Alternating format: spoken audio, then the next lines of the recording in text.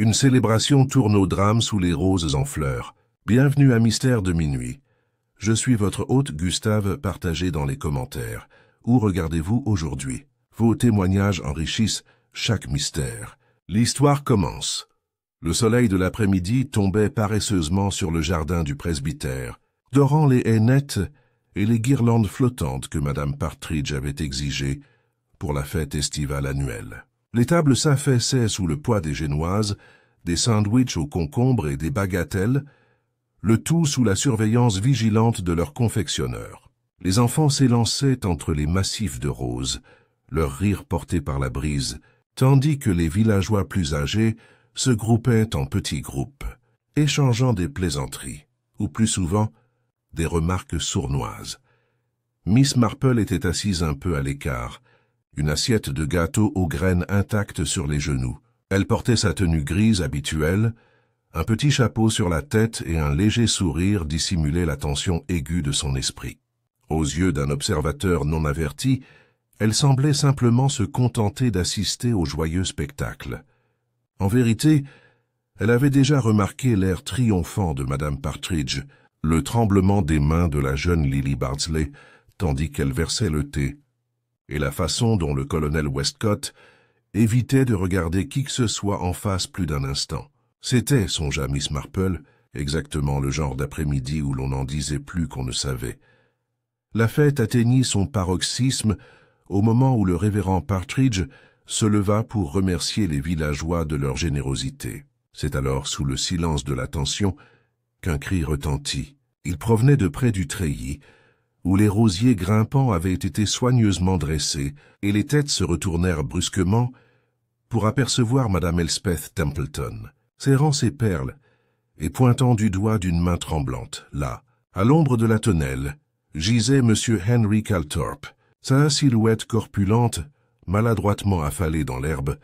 Son visage autrefois jovial s'était affaissé dans une expression de surprise. Une assiette de sandwich était renversée à côté de lui, et un verre brisé brillait au soleil. Pendant un instant, le jardin resta figé, puis le chaos s'installa. Les femmes haletaient et s'agrippaient les unes aux autres. Les hommes se précipitaient en poussant des exclamations, et les enfants étaient emmenés précipitamment par des mères anxieuses. Madame Partridge commença à donner des instructions d'une voix aiguë et tendue, tandis que le révérend Partridge, plus pâle que son col, tentait de rétablir l'ordre par des formules solennelles de calme et d'assistance. Miss Marple ne bougea pas immédiatement. Elle observa la ruée vers l'homme tombé d'un œil perçant, notant qui arrivait le premier, qui restait en arrière et qui semblait s'oublier dans l'inquiétude. Le colonel Westcott se pencha vivement pour vérifier s'il y avait des signes de vie, mais ce fut le jeune docteur Fletcher qui déclara, après un examen rapide, que M. Calthorpe était bel et bien mort. L'annonce résonna dans la foule avec une horreur audible, car Henry Calthorpe n'était pas un simple villageois. C'était un homme aisé, un bienfaiteur des causes locales, même s'il n'était pas exempt de détracteurs. Il avait une réputation de jovialité, qui pouvait parfois virer à la cruauté, de générosité qui liait parfois ses bénéficiaires plus étroitement que ne l'aurait dû la gratitude. Tandis que les murmures se propageaient comme un feu dans l'herbe sèche, Miss Marple restait assise, le regard bleu pensif. Elle avait remarqué quelque chose d'étrange. La légère tache sur le bord du verre brisé, la façon particulière dont le corps de M. Calthorpe était tordu, et le regard perçant échangé entre Lily Bardsley et Madame Elspeth Templeton. Des détails insignifiants ou invisibles pour d'autres, qui, pour Miss Marple, étaient le début d'un schéma. L'inspecteur Graves arriva dans l'heure, convoqué depuis la ville voisine. Homme corpulent et sérieux, peu tolérant aux excentricités villageoises, il bloqua rapidement la zone et commença à recueillir les témoignages. Il semblait déjà enclin à attribuer le décès à des causes naturelles. Le penchant de Calthorpe pour la nourriture riche et les boissons fortes était bien connu, et une insuffisance cardiaque constituait une explication facile. Pourtant, le malaise des villageois ne diminua pas. Madame Partridge se tordit les mains et parla à voix basse d'un effondrement soudain. Le docteur Fletcher insista sur le fait qu'il ne pouvait en être certain sans une autopsie. Le colonel Westcott marmonna sombrement à propos de « mauvaises affaires » et s'éloigna d'un pas raide pour éviter toute autre question. Lily Bardsley, pâle et en larmes, évitait le regard de tous. Miss Marple écoutait, posant parfois des questions des plus innocentes. Monsieur Calthorpe avait-il semblé malade ce matin-là? Quelqu'un avait-il remarqué s'il s'était plaint d'indigestion? Était-il de bonne humeur? Les réponses, dispersées et contradictoires, en disaient plus qu'elles ne dissimulaient. Oui, il avait été jovial. Non, il n'avait pas semblé malade. Oui, il avait repris une portion du bagatelle de Madame Partridge. Et oui, il s'était disputé avec quelqu'un, même si personne ne semblait vraiment savoir avec qui. Le soir, la fête s'était dissipée en murmures et spéculations. Les guirlandes s'affaissaient, les gâteaux étaient abandonnés, et les roses près de la tonnelle pendaient tristement, comme en signe de deuil. Le corps avait été enlevé, et l'inspecteur Graves s'en alla en secouant la tête avec lassitude, marmonnant des choses administratives. Miss Marple, cependant, s'attarda près du treillis, tandis que le crépuscule s'épaississait. Elle se pencha lentement, comme pour examiner un pétale tombé, et son regard perçant se posa sur un petit morceau de papier à moitié caché sous l'herbe. Il semblait arraché à une lettre. Malgré l'encre floue, un mot restait lisible, « dette ». Elle se redressa et le glissa discrètement dans son gant. Elle n'en dit rien, mais son esprit tissait déjà les fils. La nature humaine, elle le savait, était rarement aussi simple que le hasard ou le malheur. À St. Mary Mead, comme dans n'importe quel village anglais, mourir lors d'une garden party n'était jamais un simple accident. Alors qu'elle rentrait chez elle dans le crépuscule naissant, Miss Marple s'autorisa un léger soupir. Un meurtre avait été commis, cela au fond d'elle-même. Elle le savait déjà, et dans les jours à venir, ce serait l'œil discret et vigilant d'une vieille fille qui dévoilerait la vérité cachée sous les roses. Le village de St. Mary Mead fut rarement aussi animé par les bavardages que le lendemain de la garden party. Les vitres étaient épolies plus fréquemment, les rideaux frémissaient, avec une vigueur suspecte, et chaque course chez le marchand de légumes ou à la poste était prétexte à de longues discussions sur cette affaire choquante. L'effondrement si soudain et si public d'Henry Calthorpe offrait matière à spéculations infinies, et en quelques heures, les théories fleurissaient aussi vite que les dahlias de Madame Bantry. À la boutique du village, Madame Price Whittaker déclara avec une grande autorité qu'il s'agissait d'une crise d'épilepsie, pure et simple, et qu'elle savait depuis le début que l'inconscience d'Henry dans les cigares et le Bordeaux le mènerait à sa perte. Madame Hartnell, cependant, était convaincue qu'il s'agissait d'un poison, et le déclara d'une voix qui résonna dans toute la boutique, ses mains flottant dramatiquement au-dessus de son sac à tricot. Elle prétendit avoir vu Madame Templeton chuchoter avec Henry près du treillis quelques instants avant sa mort, et bien que la teneur de cet échange fût inconnue, Madame Hartnell était plus qu'heureuse d'imaginer le pire. Pendant ce temps, le vieux monsieur Badger, polissant ses lunettes, secouait la tête d'un air sage et murmurait que c'était la volonté du Seigneur, ce qui, bien que pieux, ne l'empêcha pas de s'attarder une demi-heure de plus dans la boutique, dans l'espoir d'obtenir plus de détails. Miss Marple, qui était passée prendre son habituel petit paquet de thé et de sucre, écoutait avec une attention discrète, sans jamais trahir ses propres pensées. Elle ne posait que des questions très douces. Avait-on vu ce que M. Calthorpe avait mangé la dernière fois, ou s'il avait semblé joyeux pendant le discours du vicaire? Les réponses, données librement, étaient teintées de préjugés personnels. Oui, il avait mangé beaucoup, trop, comme toujours. Oui, il avait été bruyant et autoritaire, comme d'habitude. Oui, il avait ri à une blague que d'autres n'avaient pas trouvée particulièrement amusante. Chaque observation était façonnée non par la recherche de la vérité, mais par des impressions profondément ancrées dans sa mémoire, et Miss Marple les gardait discrètement, sachant combien la vérité se cachait souvent sous ses propos apparemment futiles. À midi, l'inspecteur Graves était de retour à St. Mary Mead. Son apparition au presbytère attira une foule enthousiaste de curieux qu'il dispersa d'un geste sévère de la main. Il interrogea d'abord Madame Partridge, dont l'agitation était encore palpable, tandis qu'elle tordait son mouchoir de dentelle et insistait sur la respectabilité de la fête. Elle ne pouvait, disait-elle, imaginer une chose aussi horrible se produire dans son jardin, et elle pressa l'inspecteur de déclarer qu'il s'agissait d'une mort naturelle et malheureuse, plutôt que de quelque chose de plus sinistre. Graves ne promit pas une telle conclusion, bien que mademoiselle Marple, qui passait par hasard dans le chemin à ce moment-là, remarqua l'irritation lasse dans sa voix. C'était un homme qui préférait les explications claires et nettes, et la mort de Calthorpe promettait tout autre chose.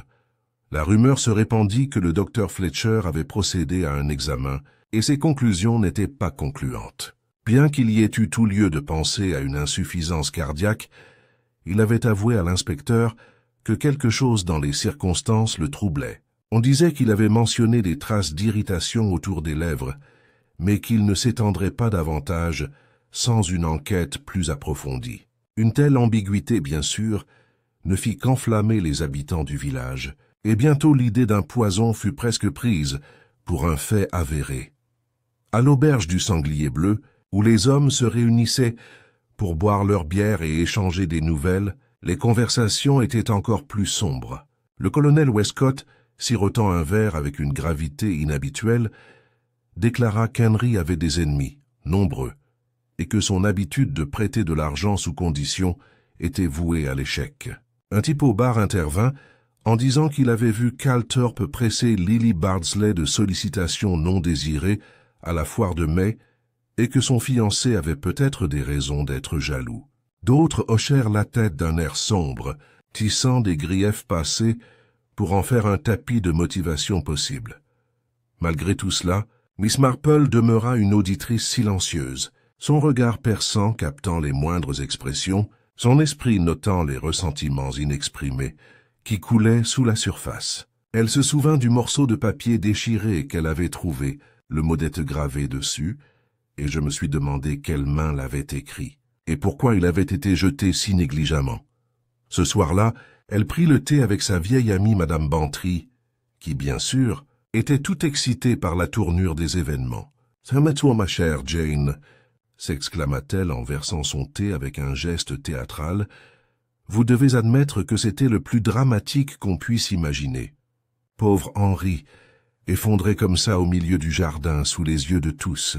C'est exactement le genre de choses qu'on lit dans les romans. » Miss Marple sirota délicatement son thé.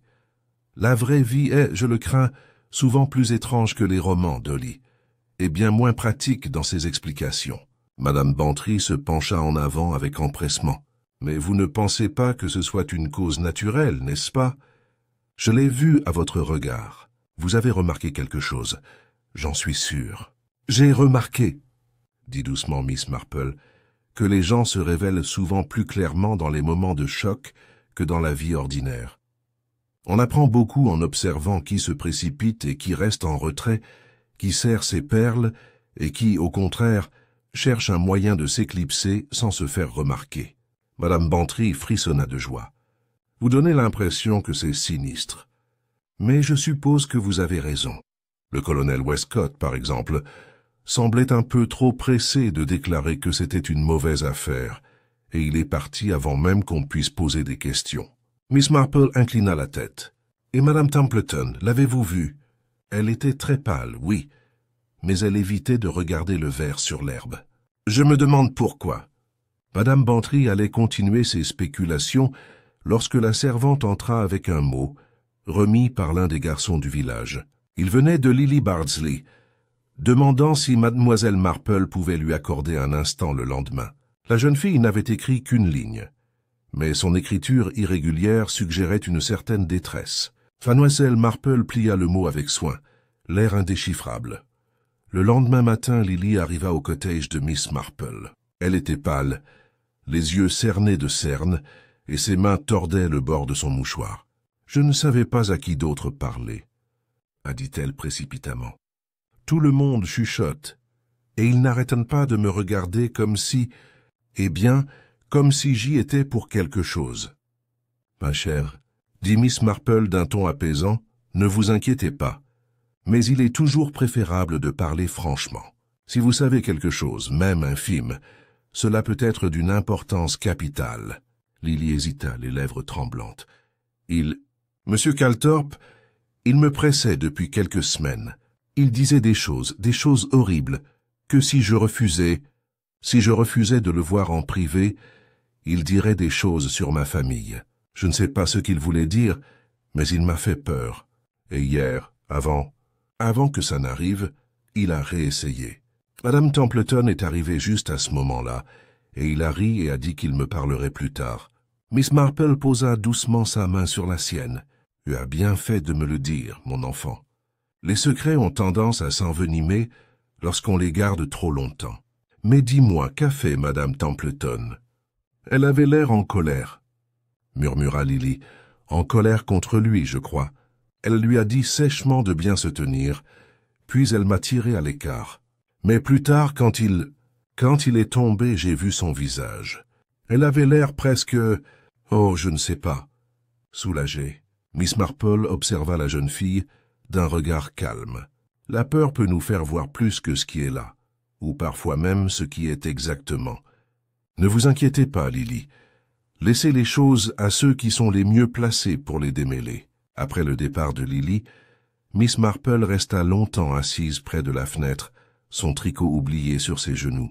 Les ragots des villageois avaient fait du bruit, mais le récit de Lily était bien plus solide. Il confirmait ce qu'elle soupçonnait depuis longtemps. La bonté d'Henry Calthorpe cachait des cruautés, et plus d'une personne avait des raisons de lui vouloir du mal. Mais le mobile ne suffisait pas.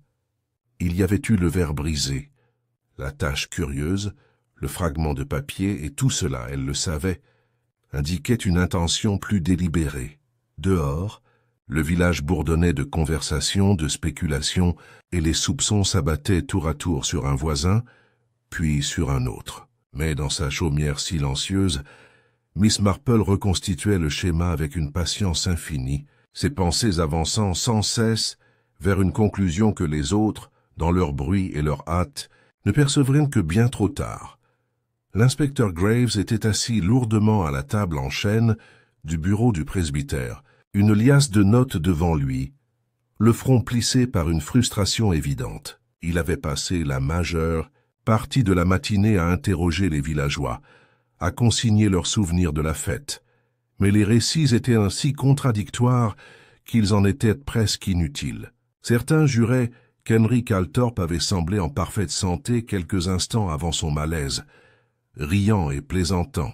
D'autres affirmaient qu'il était pâle et irritable se tenant le ventre. L'inspecteur, enclin aux réponses directes, penchait de plus en plus vers la possibilité d'une insuffisance cardiaque. Mais le malaise le rongeait malgré tout. La réticence du docteur Fletcher à certifier une cause naturelle avait semé le doute. Miss Marple, invitée par le révérend Partridge à prendre le thé dans le salon attenant, ne s'immisça pas dans les délibérations de Graves. Elle écouta tranquillement le vicaire déplorer le scandale qui avait frappé sa fête, hochant la tête avec sympathie. Pourtant, son oreille restait attentive, captant chaque voix élevée, chaque soupir provenant du bureau. Elle savait que Graves n'avait pas envie d'élargir son enquête. Traiter cette mort comme suspecte reviendrait à perturber l'équilibre fragile du village, à dresser les voisins les uns contre les autres. Et pourtant, dans son esprit, il n'y avait déjà plus aucun doute. Henry Calthorpe n'était pas mort par hasard. Sa conviction s'est renforcée cet après-midi-là, alors qu'elle entreprenait sa lente promenade habituelle, le long de la rue principale. Madame Templeton est sortie du bureau de poste, serrant fort une liasse de lettres dans sa main. À la vue de mademoiselle Marple, elle a sursauté puis a esquissé un sourire forcé. Elles ont échangé quelques remarques polies sur la météo, mais la femme plus âgée n'a pas pu s'empêcher de remarquer la raideur dans les manières de madame Templeton, la façon dont ses yeux se sont baissés vers le sol, comme pour éviter une question qui ne lui avait pas encore été posée. Lorsqu'elles se sont séparées, le regard de mademoiselle Marple s'est attardé sur les enveloppes. Elle en avait aperçu une, portant une adresse londonienne, à l'écriture forte et masculine. Elle se demandait qui, dans cette ville, écrivait si fréquemment à madame Templeton, et quel lien la liait si étroitement à un endroit qu'elle fréquentait rarement. Plus tard dans la journée, l'inspecteur Graves convoqua plusieurs villageois pour un interrogatoire plus approfondi. Le colonel Westcott se présenta promptement. L'air militaire raide, les réponses sèches. Il admit connaître Calthorpe depuis des années, mais avoua ne pas l'apprécier. Trop libre dans ses opinions, marmonna le colonel, et n'hésitant pas à insister sur l'utilité d'un homme lorsqu'il a besoin d'argent. Pourtant, je n'avais aucune raison de souhaiter sa mort. Graves remarqua ces paroles, mais aussi l'irritation visible du colonel d'avoir été retenu si longtemps. Lily Bardsley, interrogée, était pâle, mais posée. Elle admit avoir brièvement parlé avec Calthorpe le jour de la fête, mais nia toute inconvenance. Graves la regarda avec suspicion, murmurant ensuite qu'elle semblait nerveuse. Pourtant, Miss Marple, qui avait appris l'interview par Madame Bantry, comprenait mieux la raison de l'agitation de Lily. La peur du scandale pouvait peser plus lourd sur une jeune femme que la peur des soupçons elle-même. Le dernier, entretien de la journée de l'inspecteur, eut lieu avec Madame Templeton, et il déclencha plus de discussions que tous les autres. Elle arriva au presbytère visiblement troublée, ses réponses étant incohérentes. Tantôt elle déclara n'avoir parlé que brièvement à Calthorpe. Tantôt elle lui avait à peine adressé la parole. Pressée de questions, elle s'emporta, affirmant que l'inspecteur perdait son temps avec des broutilles. Ceux qui l'entendirent dirent qu'elle était pâle et que ses mains tremblaient tandis qu'elle ajustait ses gants. Ce soir-là, Miss Marple était assise près de sa fenêtre, tricotant à un rythme soutenu et repensait à ses impressions de la journée. Elle repensa au verre brisé et à la légère tache sur son rebord, au bout de papier et à son mot révélateur, et à l'aveu de Lily selon lequel Calthorpe l'avait menacée. Elle pensa aussi aux esquives de Madame Templeton et à la brusquerie du colonel. Un schéma se dessinait, quoique incomplet. Aux yeux de la plupart, l'enchevêtrement des soupçons paraissait chaotique, mais Miss Marple savait que la nature humaine était rarement aussi complexe qu'elle le paraissait. Les gens agissèrent de manière familière et prévisible, leurs péchés reproduisant les petites tromperies du quotidien. Si l'on savait où chercher, la vérité se révélait presque à nu. Le lendemain matin, elle croisa le docteur Fletcher devant son cabinet. Il paraissait fatigué, ses lunettes glissant sur son nez, et elle s'arrêta pour s'enquérir gentiment de son travail. Avec un léger encouragement, il lui confia son malaise. Ce n'était pas une insuffisance cardiaque ordinaire, mademoiselle Marple. J'en suis convaincu. Il y avait des signes. Irritation autour des lèvres, congestion de la gorge, qui suggérait une forme d'irritation ou de poison. Sans analyse, je ne peux pas dire lequel, mais je suis certaine que c'était délibéré. Miss Marple inclina gravement la tête. Alors, l'inspecteur Graves devra y réfléchir même s'il souhaite le contraire. Vous ferez pression sur lui, j'espère. Le docteur Fletcher hésita. Il préfère ne pas semer la panique. Il pense qu'il est plus respectueux de la famille et du village d'attendre des certitudes. La gentillesse, cher docteur, est parfaitement de mise, dit-elle doucement, mais en matière de vie ou de mort, elle peut s'apparenter à de la négligence. Si M. Calthorpe a été empoisonné, il y a quelqu'un dans ce village qui circule librement avec des connaissances très dangereuses. Le même après-midi, l'inspecteur Graves rendit visite à Miss Marple. Bien qu'il dissimulât sa brusquerie, il était clair qu'il était venu parce qu'il ne pouvait ignorer la pression croissante des ragots. Il lui demanda presque à contre-cœur si elle avait remarqué quelque chose d'étrange à la fête. Elle hésita d'abord, prétextant n'être qu'une vieille femme qui ne s'intéressait pas à grand-chose. Mais avec une insistance discrète, elle mentionna le verre brisé, la tache étrange, le mot qu'elle avait trouvé. Elle ne le lui montra pas encore. Elle souhaitait le garder jusqu'à ce qu'elle en soit certaine, mais elle parla suffisamment pour le faire changer d'avis. Il quitta son cottage en fronçant les sourcils, plus troublé qu'auparavant. Pendant ce temps, le village lui-même semblait vibrer d'inquiétude. Les gens évitaient le regard des autres dans les boutiques, chuchotaient plus furtivement par-dessus les haies des jardins. La mort soudaine avait transformé les ressentiments ordinaires en accusations potentielles. Les voisins, qui avaient longtemps toléré les petits affronts, se regardaient désormais avec suspicion. Une querelle entre Madame Hartnell et Madame Price-Whittaker, d'ordinaire source d'amusement, était désormais considérée comme inquiétante. Si Calthorpe pouvait être assassiné en plein jour, qui ne serait pas le prochain? Miss Marple comprenait bien cet état d'esprit. C'était un peu comme une maladie qui se propageait silencieusement, chaque nouveau murmure, une nouvelle contagion. Et comme la maladie, elle avait une cause cachée qu'il fallait découvrir. Elle passait ses journées à arpenter discrètement le village, sans rien demander, mais toujours à l'écoute. Elle entendait parler des dettes que Calthorpe avait réclamées, des promesses faites et non tenues, des scandales chuchotés vieux d'une demi-génération. Elle apprit que le mari de Madame Templeton était décédé, la laissant sans ressources, et que Calthorpe lui avait un jour proposé un prêt. Elle apprit que le colonel Westcott avait subi de lourdes pertes dans un plan d'investissement dont Calthorpe avait profité. Elle apprit aussi que le frère de Lily avait emprunté de l'argent, et que le remboursement avait été exigé avec sévérité. Pièce par pièce, elle reconstitua le portrait d'un homme qui s'était drapé dans la bonté, mais qui maniait l'argent et l'influence comme des armes.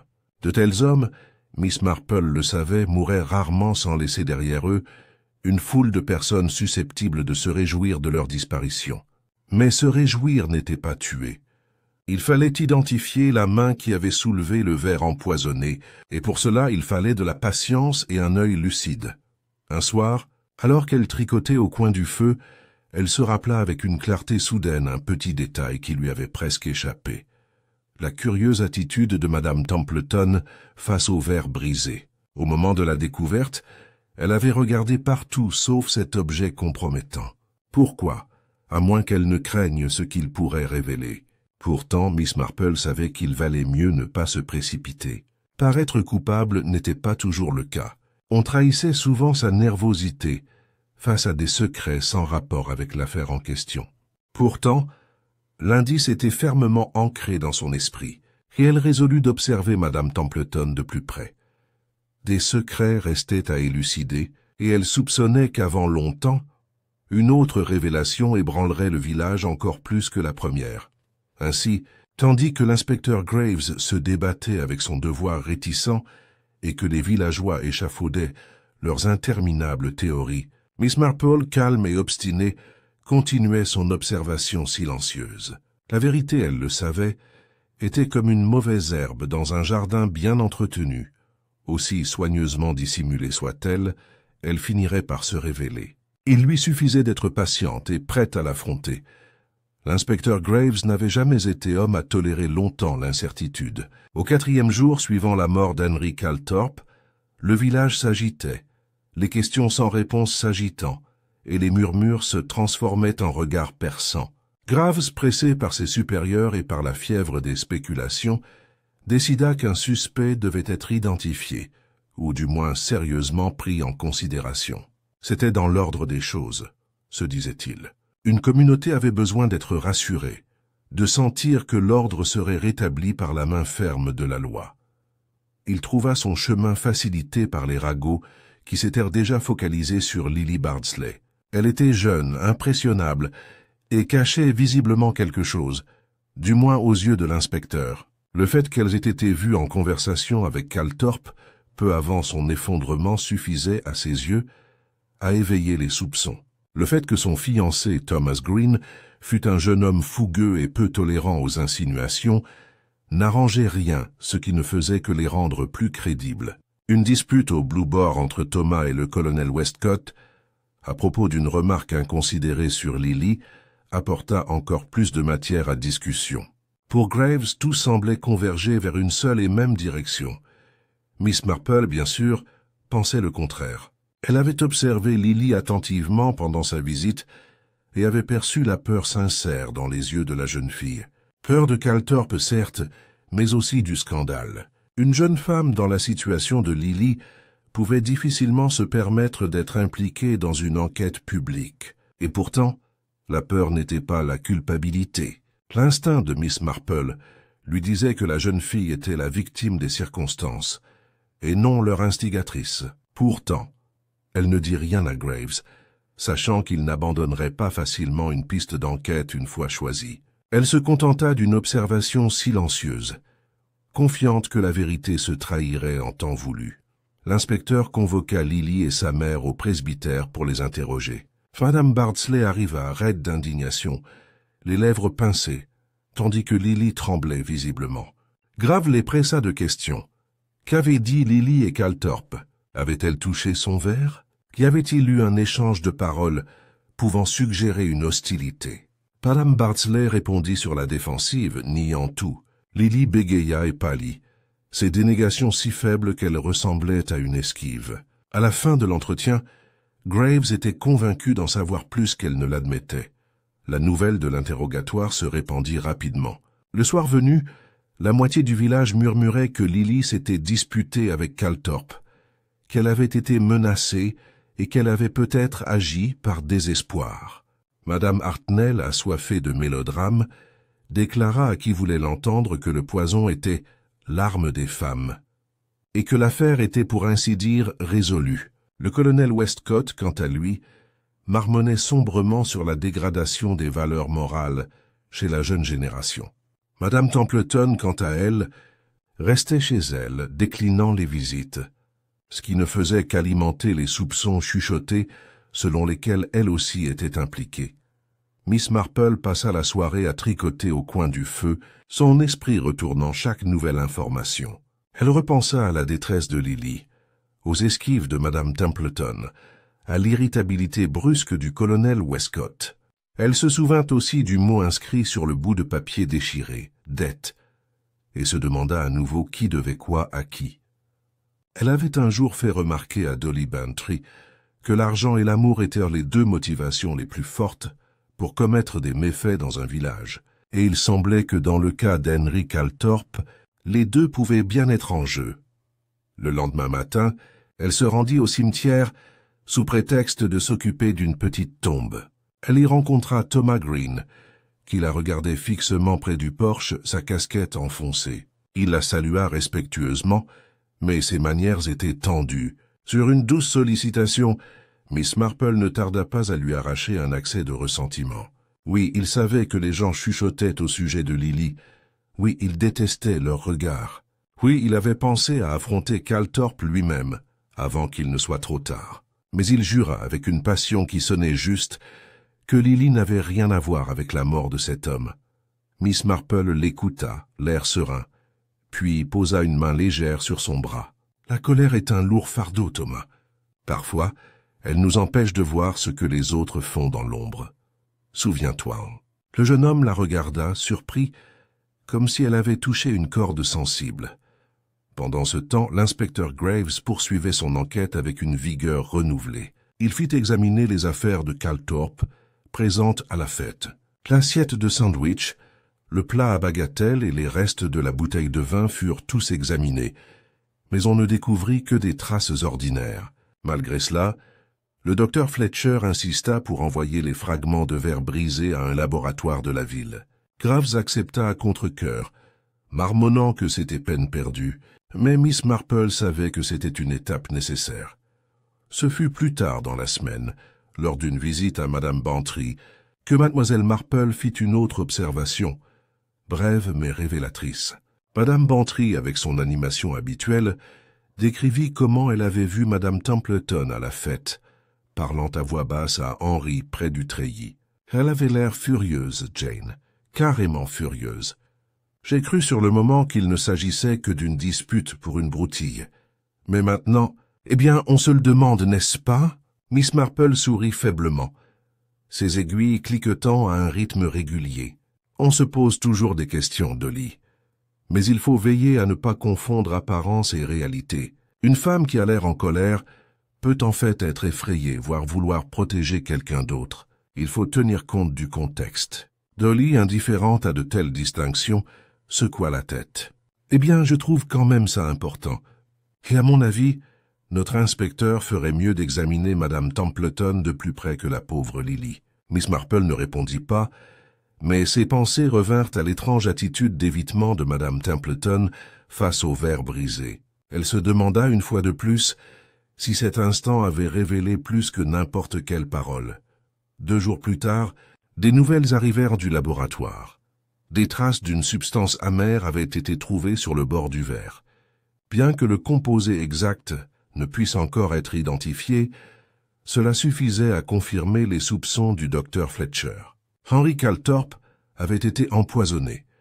La révélation se répandit dans le village comme une traînée de poudre. Ceux qui avaient douté murmurèrent à présent, avec une conviction renouvelée. Le nom de Lily fut prononcé plus librement, sa prétendue culpabilité presque tenue pour acquise. L'inspecteur Graves, bien que mal à l'aise, se sentit obligé d'agir au vu des preuves disponibles. Il convoqua de nouveau Lily, cette fois en présence de son fiancé, et la pressa avec encore plus de sévérité. La jeune fille pleura, clamant son innocence, tandis que Thomas, furieux, menaça de frapper l'inspecteur. La scène se termina avec Graves plus convaincu que jamais de son implication, et les villageois plus partagés dans leur sympathie. Miss Marple, apprenant la nouvelle par la suite, resta assise, immobile, dans son cottage, son tricot intact. Elle sentait l'inéluctabilité du raisonnement de l'inspecteur. Il était si facile de choisir le suspect évident, le vulnérable. Pourtant, elle savait au fond d'elle-même que c'était faux. Le schéma n'était pas parfait. Les pièces ne s'alignaient pas encore. Lily n'était pas celle-là. Mais qui était-ce? Son esprit dériva à nouveau vers les lettres de Madame Templeton de Londres, vers les pertes financières du colonel Westcott, vers les dettes murmurées qui liaient la moitié du village à la bourse de Calthorpe. Elle songea à la faiblesse humaine, à l'orgueil, à la honte et au désespoir, et elle était certaine que le véritable mobile se cachait là. Cette nuit-là, tandis qu'elle se préparait à aller se coucher, Miss Marple contempla le village plongé dans l'obscurité.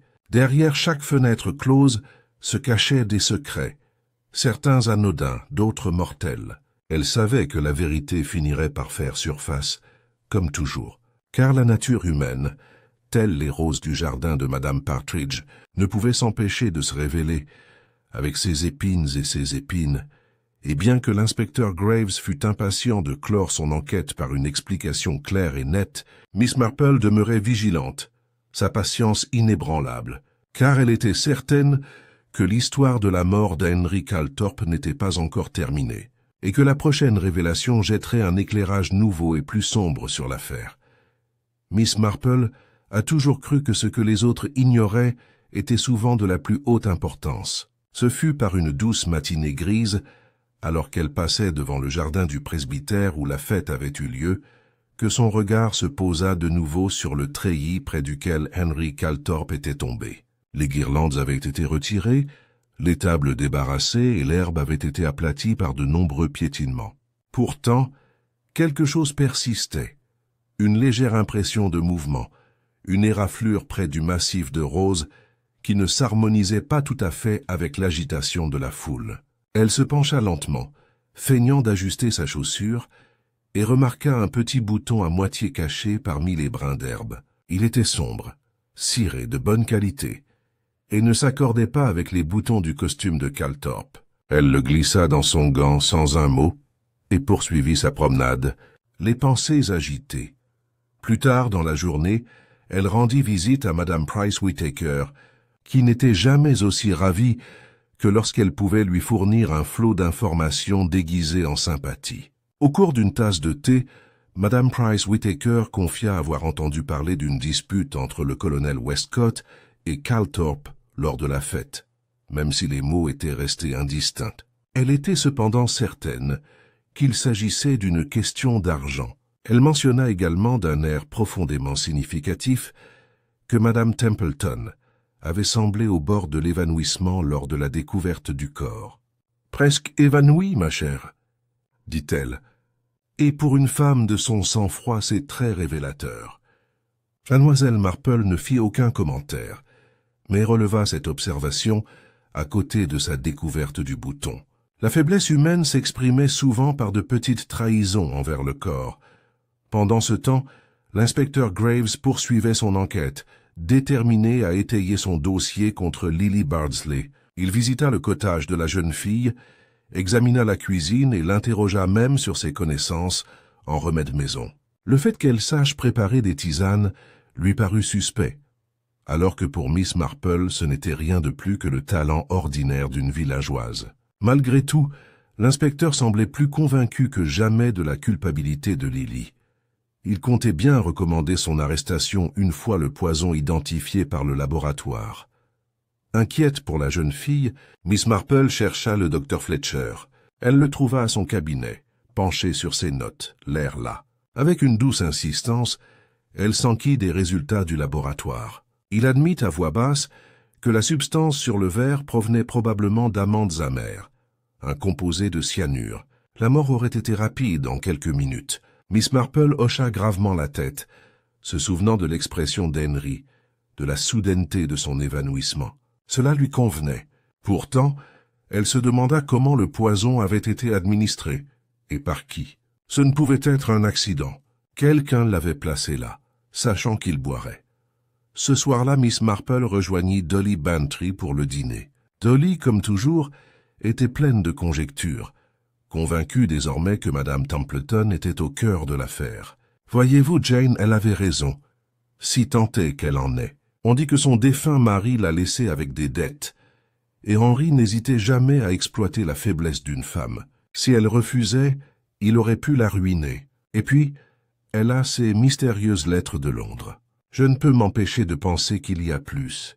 Miss Marple écoutait, ses aiguilles s'activant avec assiduité, puis remarqua « Les mobiles sont nombreux, ma chère. Ce qui compte, c'est l'opportunité et les petits détails qui la trahissent. Je ne peux m'empêcher de me rappeler que Madame Templeton évitait de regarder le verre brisé. C'est très curieux. » Dolly se pencha en avant avec empressement. « Qu'est-il coupable, c'est? » « Alors tu penses qu'elle est coupable ?» Miss Marple sourit faiblement. « Je pense qu'elle est troublée. Mais est-ce la culpabilité ou la peur qui la trouble? Cela reste à voir. » 2 jours plus tard, Miss Marple eut l'occasion d'observer Madame Templeton de plus près. Elle assista à un déjeuner paroissial où Madame Templeton, bien que présente, semblait distraite. Lorsqu'on lui servit un bol d'amandes, elle recula légèrement avant d'esquisser un sourire forcé et d'en prendre une avec une précaution délibérée. Le regard perçant de Miss Marple ne manqua ni la réaction involontaire, ni la crispation de ses doigts. Ce n'était pas le geste d'une femme coupable, pensa Miss Marple, mais celui de quelqu'un qui se souvenait de quelque chose de douloureux. Le bouton de sa poche à gants pressait contre sa paume, comme pour lui rappeler que les pièces n'étaient pas encore assemblées. Cet après-midi-là, alors qu'elle rentrait chez elle, elle passa devant le portail du colonel Westcott. Il se tenait là, sa pipe à la main, et la salua avec une courtoisie bourrue. Son manteau était boutonné, et le regard de Miss Marple s'attarda juste assez longtemps pour remarquer qu'il manquait un bouton, le fil effiloché là où il avait été cousu. Elle s'enquit innocemment de ses roses, complimentant leur floraison, tandis que son esprit se tournait tranquillement vers le bouton qu'elle avait en sa possession. C'était une allumette. Cette découverte la troublait. Le colonel Westcott avait ouvertement exprimé son aversion pour Calthorpe, mais il ne semblait pas du genre à recourir au poison. Les hommes de sa trempe préféraient les mesures brutales aux mesures subtiles. Pourtant, le désespoir prenait de multiples formes, et la ruine financière pouvait pousser même les plus fiers à commettre des actes qu'ils auraient autrement méprisés. Miss Marple résolut de garder sa découverte secrète pour le moment. Au lieu de cela, elle observa. Elle vit le colonel arpenter les ruelles tard dans la soirée, agité et solitaire. Elle vit le sang-froid de plus en plus tendu de Madame Templeton. Elle vit Lily pâlir sous le poids des soupçons, son fiancé se montrer de plus en plus agressif pour la défendre. Et elle vit l'inspecteur se préparer à classer son dossier, aveugle à la situation générale. Le 5e soir après la fête, un incident survint qui aiguisa les soupçons de Miss Marple. Au Blue Boar, le colonel Westcott s'emporta lors d'une discussion sur la succession de Calthorpe, frappant la table si violemment que son manteau se déplaça, révélant la boutonnière manquante. Plusieurs hommes remarquèrent son agitation, notant qu'il semblait hanté. Lorsque Miss Marple l'apprit, elle tricota une ligne en silence et repensa au bout de papier portant ce seul mot. D'être Calthorpe avait-il tenu le colonel sous son emprise? Si oui, le mobile était clair. Une autre pensée lui traversa l'esprit. Peut-être le colonel n'était-il pas celui qui avait livré le poison, mais plutôt un homme qui en savait plus qu'il n'osait en révéler. Son silence était peut-être dû à sa propre protection ou à la peur d'impliquer autrui. La nature humaine, songea-t-elle, était complexe et la culpabilité pouvait s'attacher aussi bien à l'innocent qu'au coupable. Cette nuit-là, tandis que le village s'enfonçait dans un sommeil agité, Miss Marple était assise près de sa fenêtre, le bouton et le bout de papier devant elle. L'un évoquait une présence sur les lieux, l'autre un mobile lié à l'argent. Ensemble, ils chuchotaient à propos du colonel Westcott. Mais Miss Marple n'était pas encore convaincue. Trop de fils restaient tendus, trop de réactions inexpliquées. Elle repensa au visage pâle de Madame Templeton, à la terreur de Lily, à la colère de Thomas et à l'aveuglement déterminé de l'inspecteur. Quelque part dans ces émotions confuses résidait la vérité. Elle déposa soigneusement le bouton dans une petite boîte, plia le papier à côté et ferma le couvercle. « Patience », se rappela-t-elle. La vérité, une fois plantée, pousserait d'elle-même, et lorsqu'elle éclorerait, elle devait être prête à l'accueillir. Pour l'instant, elle allait attendre et observer, sachant que l'indice caché qu'elle avait trouvé n'était qu'un début et que bientôt une autre révélation orienterait les soupçons vers une direction nouvelle et inattendue. Les jours qui suivirent furent lourds d'inquiétude, l'atmosphère de St. Mary Mead chargée de suspicion. Les voisins ne s'attardaient plus facilement aux portes. Les voix baissaient à l'approche des pas. Les sourires avaient une acuité inconnue auparavant. La mort d'Henry Calthorpe, autrefois évoquée avec délectation, pesait désormais plus lourdement sur le village, car l'insistance de l'inspecteur Graves avait commencé à durcir la rumeur et à la rendre plus dangereuse. Le nom de Lily Bardsley était encore le plus souvent prononcé, mais à voix basse plutôt que de manière accusatrice, comme si l'on craignait vaguement les conséquences de ses propos. Mais sous ce bavardage superficiel, d'autres courants circulaient. L'humeur du colonel Westcott était de plus en plus souvent critiquée, et le retrait discret de Madame Templeton était jugé presque aussi accablant qu'une fuite ouverte. Miss Marple, toujours aussi discrète, traversait cette tension grâce à son pas calme et à son regard bleu serein. Un matin, elle rendit visite à Madame Templeton, soi-disant pour lui apporter un pot de confiture de coin, et la trouva pâle et distraite, les mains légèrement tremblantes lorsqu'elle posa le plateau de thé. Elle avait l'air d'une femme dont le sang-froid s'effritait. Elles parlèrent d'abord de futilité, le temps, l'état des roses, mais Miss Marple, avec une douce insistance, orienta la conversation vers la fête. Madame Templeton devint visiblement inquiète, insistant sur le fait qu'elle avait à peine parlé à Calthorpe, qu'elle ne se souvenait de rien d'important. Pourtant, lorsque Miss Marple, sur un ton très doux, remarqua que le chagrin et la peur brouillaient parfois la mémoire, les yeux de Madame Templeton se remplirent soudain de larmes. Elle se leva vivement et quitta la pièce, ne revenant qu'au bout de quelques minutes, son calme retrouvé, bien qu'une légère rougeur persistât sur ses paupières. Plus tard ce même jour, Miss Marple rencontra le colonel Westcott près du bureau de poste. Il la salua avec une jovialité forcée, tirant sur sa pipe, mais son regard s'agitait sans cesse. Elle fit un commentaire sur le beau temps, et il acquiesça avec une joie exagérée, ses paroles trop hâtives. Lorsqu'elle fit remarquer, apparemment en passant, qu'elle avait entendu dire qu'Henry Calthorpe avait été impliqué dans certaines affaires, l'expression du colonel se durcit. « La spéculation, madame, est la ruine de beaucoup », dit-il sèchement, avant de soulever son chapeau avant de s'éloigner. Miss Marple l'observait silencieusement, le regard pensif. Ce n'était pas ce qu'il disait, mais l'intensité avec laquelle il le prononçait qui l'intéressait.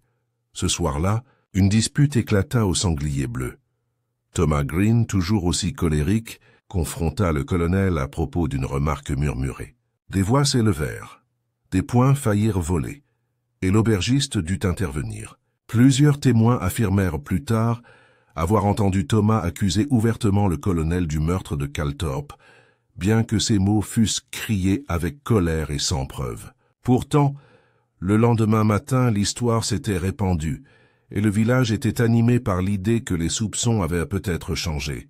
Miss Marple, l'apprenant par Dolly Bantry, garda le silence, même si elle reconnaissait intérieurement que la rumeur avait pris une nouvelle tournure.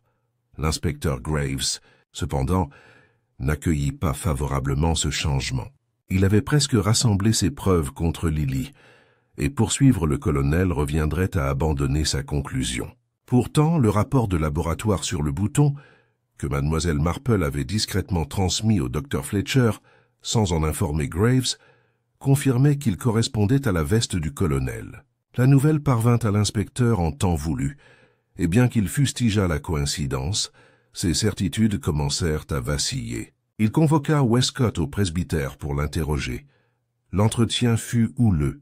Westcott admit ouvertement s'être disputé avec Calthorpe à propos d'argent, avoir subi de lourdes pertes dans un plan d'investissement qu'il avait promu. Il déclara cependant que malgré son mépris pour Calthorpe, il n'était pas un meurtrier. Le bouton manquant, insista-t-il, aurait pu être arraché dans n'importe quelle circonstance ordinaire, et il exigea de savoir pourquoi il était soupçonné d'une chose aussi ignoble. Graves le pressa de toutes ses forces, mais le colonel ne céda pas. Il partit furieux, le visage rouge, les poings serrés, et ses dénégations résonnèrent aux oreilles de l'inspecteur.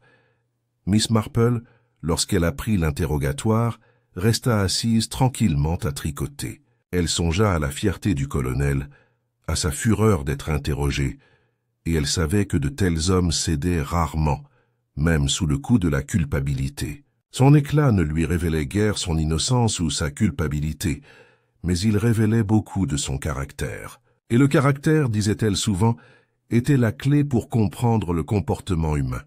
2 jours plus tard, un autre secret refit surface. Madame Bantry, toujours à la recherche de rumeurs, confia à mademoiselle Marple avoir appris par la couturière que madame Templeton avait mis en gage plusieurs bijoux ces derniers mois. La raison invoquée était les dépenses du ménage, mais Dolly, avec son goût pour le théâtre, suggéra des motifs plus sinistres. Mademoiselle Marple, écoutant attentivement, se demanda si la mise en gage n'avait pas servi à régler une dette, peut-être envers Calthorpe. Le mot inscrit sur le bout de papier sembla résonner dans son esprit. Ce soir-là, Miss Marple se retrouva en conversation tranquille avec le docteur Fletcher. Le médecin admit à contre-cœur que Calthorpe lui avait confié quelques semaines plus tôt que plusieurs villageois lui devèrent de l'argent. Le colonel était parmi eux, certes, mais madame Templeton aussi, et Calthorpe avait insinué qu'il pourrait utiliser ses dettes pour obtenir d'autres faveurs. Le médecin parut troublé en parlant, comme s'il confessait quelque chose de désagréable. Miss Marple le remercia doucement, son esprit repensant à cette nouvelle révélation. Les dettes, pensa-t-elle, pouvaient être aussi lourdes que des chaînes, et on ferait tout pour s'en débarrasser. Le lendemain, elle rendit visite à Lily Bardsley. La jeune fille, encore pâle, lui avoua avoir entendu Calthorpe menacer madame Templeton le jour de la fête. Il avait ri cruellement, annonçant que ses secrets seraient bientôt révélés. Lily n'avait pas compris les mots, mais elle se souvenait de l'expression du visage de madame Templeton. Peur, colère et désespoir mêlés. Miss Marple réconforta la jeune fille, lui assurant que la vérité finissait toujours par éclater, sans toutefois lui faire de promesses. À présent, le village était presque divisé en 2 camps. Certains s'accrochaient à l'idée de la culpabilité de Lily. D'autres croyaient fermement à celle du colonel, tandis que quelques-uns murmuraient que la détresse de madame Templeton en disait long. De vieux griefs et ressentiments refirent surface dans le feu des spéculations. Les voisins se regardaient avec suspicion, les amitiés se tendaient. L'atmosphère était lourde de tension, comme si chacun attendait la prochaine révélation, confirmant ses plus sombres craintes. Malgré tout cela, Miss Marple avançait avec une patience silencieuse, rassemblant les fils. Elle voyait que l'orgueil du colonel cachait peut-être le désespoir, que le sang-froid de madame Templeton masquait la terreur, que l'innocence de Lily était obscurcie par la peur. Chacun avait un mobile, chacun avait des secrets. Pourtant, elle pressentait que sous ces soupçons changeants se cachait une tromperie plus profonde, qu'aucun des villageois ne soupçonnait encore. Ce soir-là, tandis que la cloche de l'église sonnait doucement sur les toits, Miss Marple était assise près de son feu, son tricot posé, l'esprit en ébullition. Elle pensait aux boutons, aux dettes, aux menaces murmurées. Elle pensait au poison, glissé dans un verre au plus fort d'une joyeuse fête. Et elle pensait surtout à la nature humaine, à l'orgueil, à la peur, à la honte. Quelque part parmi ces simples motivations se trouvait la vérité. Il ne faudrait pas longtemps, sentait-elle, avant qu'un autre acte de ce drame ne se produise, un acte qui aiguiserait les soupçons et exposerait la main coupable. Elle se leva, lissa sa jupe et contempla le village qui s'assombrissait. Les roses du jardin de Madame Partridge étaient fermées pour la nuit, leur beauté dissimulée jusqu'au matin. Mais les épines subsistaient, acérées et invisibles. Demain, les secrets de St. Mary Mead attendaient, à demi dissimulés, que le moment propice perce le voile du silence. Miss Marple, toujours patiente, était prête à les découvrir. Le village avait atteint ce stade de fièvre où la suspicion se transformait presque en terreur, et il semblait inévitable qu'un autre événement survienne pour débloquer la situation. Cela se produisit par un après-midi humide et couvert, où l'air était lourd de pluie et où les esprits s'échauffaient à cause de la proximité. Madame Price Whittaker, qui n'était jamais du genre à cacher des nouvelles, arriva essoufflée à la porte de Madame Bantry pour annoncer que Madame Templeton avait été trouvée évanouie au pied de son allée de jardin. Elle avait été découverte par sa servante, serrant une lettre ouverte dans une main, presque inconsciente. Aussitôt, la rumeur se répandit qu'on avait tenté de la réduire au silence, et le soir venu, tout le village bourdonnait d'histoires d'un second crime. Miss Marple, qui se rendit aussitôt chez Templeton dès l'annonce de la nouvelle, trouva la femme pâle mais en convalescence dans son salon, accompagnée du docteur Fletcher. La lettre qu'elle avait serrée dans ses mains reposait sur une table de chevet encore humide de pluie. Le regard de Miss Marple, vif et discret, se porta sur elle. Le papier ne portait que quelques mots, griffonnés à la hâte. « Gardez le silence, sinon d'autres suivront. » Ce n'était pas signé. Madame Templeton, d'une voix faible, affirma avoir été accablée par la chaleur et rien de plus. Mais la présence de la lettre rendait tout démenti impossible. L'inspecteur Graves fut appelé, l'air sombre en examinant le mot. Il marmonna des histoires de farceurs et d'hystérie villageoise, mais Miss Marple remarqua sa mâchoire crispée. Il savait aussi bien qu'elle que quelqu'un craignait d'être exposé et avait cherché à faire taire Madame Templeton par la peur. Cette nuit-là, les spéculations changèrent brutalement. Lily n'était plus la plus évoquée. Madame Templeton était désormais au centre de toutes les rumeurs. Certains affirmaient qu'elle s'était écrit cette lettre pour détourner les soupçons. D'autres affirmaient qu'elle était la véritable cible du tueur, et que la mort de Calthorpe n'avait été qu'un prélude. Le colonel Westcott, entendu à l'auberge, murmura que le village avait perdu la raison et sortit à grands pas, sa pipe serrée entre les dents. Miss Marple, assise plus tard avec son tricot, examina attentivement les possibilités. Une lettre de menace suggérait une connaissance trop dangereuse pour rester muette. Si Madame Templeton détenait une telle connaissance, de quoi s'agissait-il? Ses dettes constituaient un motif suffisant, mais le venin de l'avertissement impliquait quelque chose de plus intime, de plus périlleux. Miss Marple repensa au témoignage de Lily, selon lequel Calthorpe avait menacé Madame Templeton de révéler un secret, et les deux choses semblèrent se toucher. Mais le lien n'était pas encore établi. Le lendemain, elle rendit discrètement visite à Madame Templeton, qui la reçut avec une réticence visible. Mademoiselle Marple, avec sa douceur habituelle, s'enquit de sa santé, puis remarqua le désarroi que la lettre avait dû causer.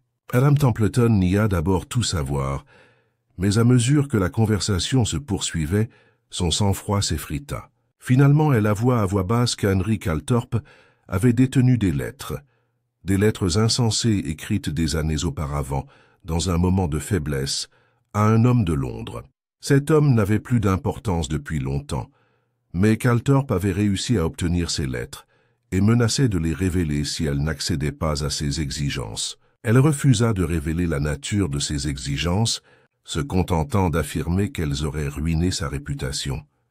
Miss Marple écouta sans juger, puis dit doucement « Les secrets, ma chère, sont comme les mauvaises herbes. Laissés à l'abandon, Ils poussent jusqu'à étouffer tout le reste.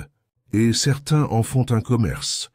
Madame Templeton pleura doucement, avouant qu'elle avait pensé à empoisonner Calthorpe elle-même, mais qu'elle n'en avait pas eu le courage. Miss Marple l'a cru.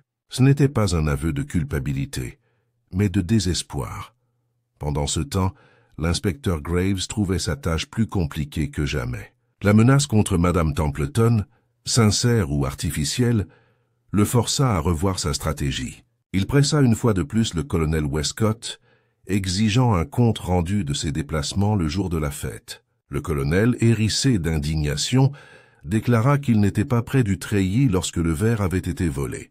Mais lorsqu'on lui rappela son bouton manquant, il devint maussade et évasif, refusant de répondre davantage. Pour l'inspecteur, cela ressemblait presque à un aveu. Pourtant, Miss Marple, apprenant l'échange par le docteur Fletcher, secoua la tête. Elle ne croyait pas le colonel capable de subtilité. C'était un homme d'action, non de stratagème, et le poison était l'arme de celui qui planifiait en silence. Elle repensa au bouton. Il prouvait la présence, certes, mais pas l'acte lui-même. Il aurait bien pu être arraché dans la bousculade qui avait suivi l'effondrement, lorsque beaucoup se sont précipités. Présence n'était pas synonyme de culpabilité. Tandis que la pluie tombait ce soir-là, Miss Marple était assise seule, l'esprit ruminant l'énigme. La lettre de menace adressée à Madame Templeton était maladroite, écrite à la hâte. Elle suggérait la panique, non la confiance. Et la panique était propre à quelqu'un dont le secret était sur le point d'être découvert. Elle pensa à la confession tremblante de Lily, aux lettres insensées de Madame Templeton, aux dettes du colonel. Tout cela n'était que des fils, mais pas encore tissés. Et elle pensa aussi à Thomas Green, dont la dévotion farouche envers Lily le rendait imprudent. Il avait de bonnes raisons de haïr Calthorpe. Pourtant sa passion était trop ouverte, trop visible. La main qui empoisonnait un verre lors d'une garden party devait passer inaperçue. Le lendemain matin, la nouvelle se répandit que l'avocat de Calthorpe était arrivé de la ville pour examiner la succession. Il apportait avec lui des informations qui surprirent même ceux qui se croyaient à l'abri de toute surprise. Calthorpe avait modifié son testament seulement 15 jours avant sa mort, laissant une somme considérable non pas à sa famille ou à une œuvre caritative, mais à une villageoise, Madame Templeton. La révélation secoua le village comme un éclair. Elle expliquait sa détresse, ses tergiversations, sa terreur. Elle lui donnait à la fois un mobile et une opportunité.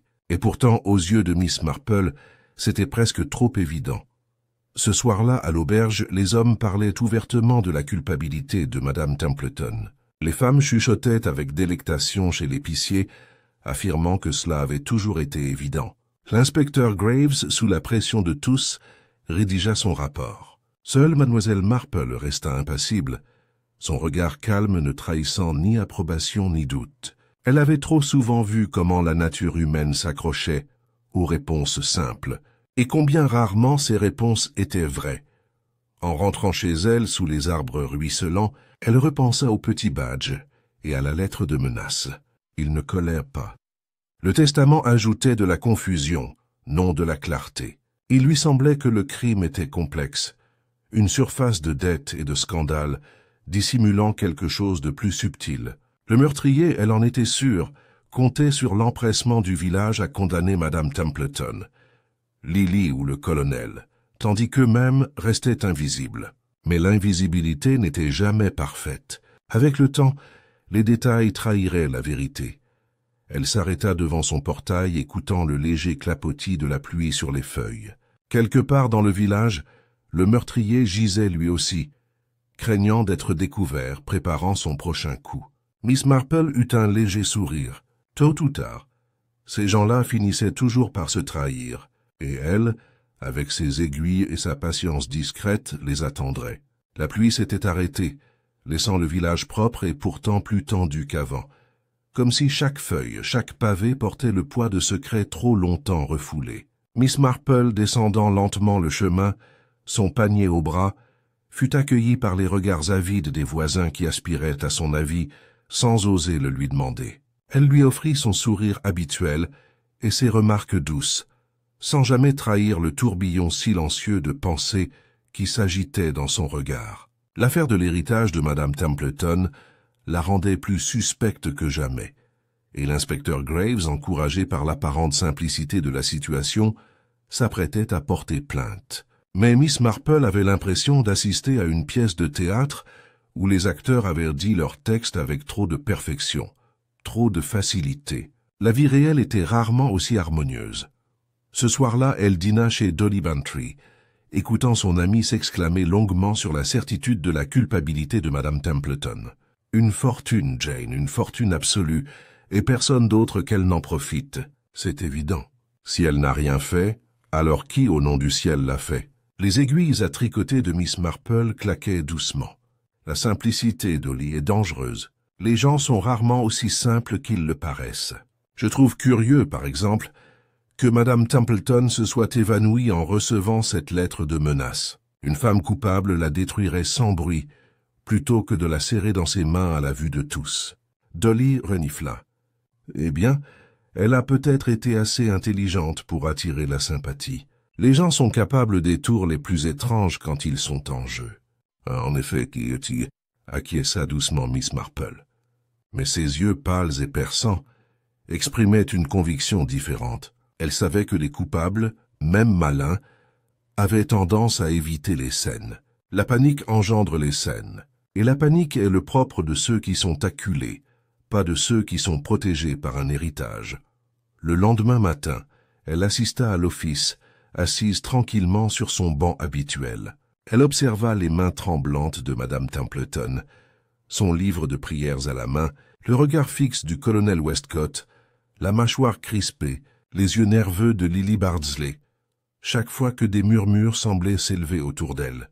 Elle remarqua aussi que Thomas Green, toujours protecteur, entourait la chaise de Lily de son bras, comme pour la protéger d'accusations invisibles. Ces petits détails, passés inaperçus pour la plupart, s'intégraient parfaitement à la vaste toile que Miss Marple tissait dans son esprit.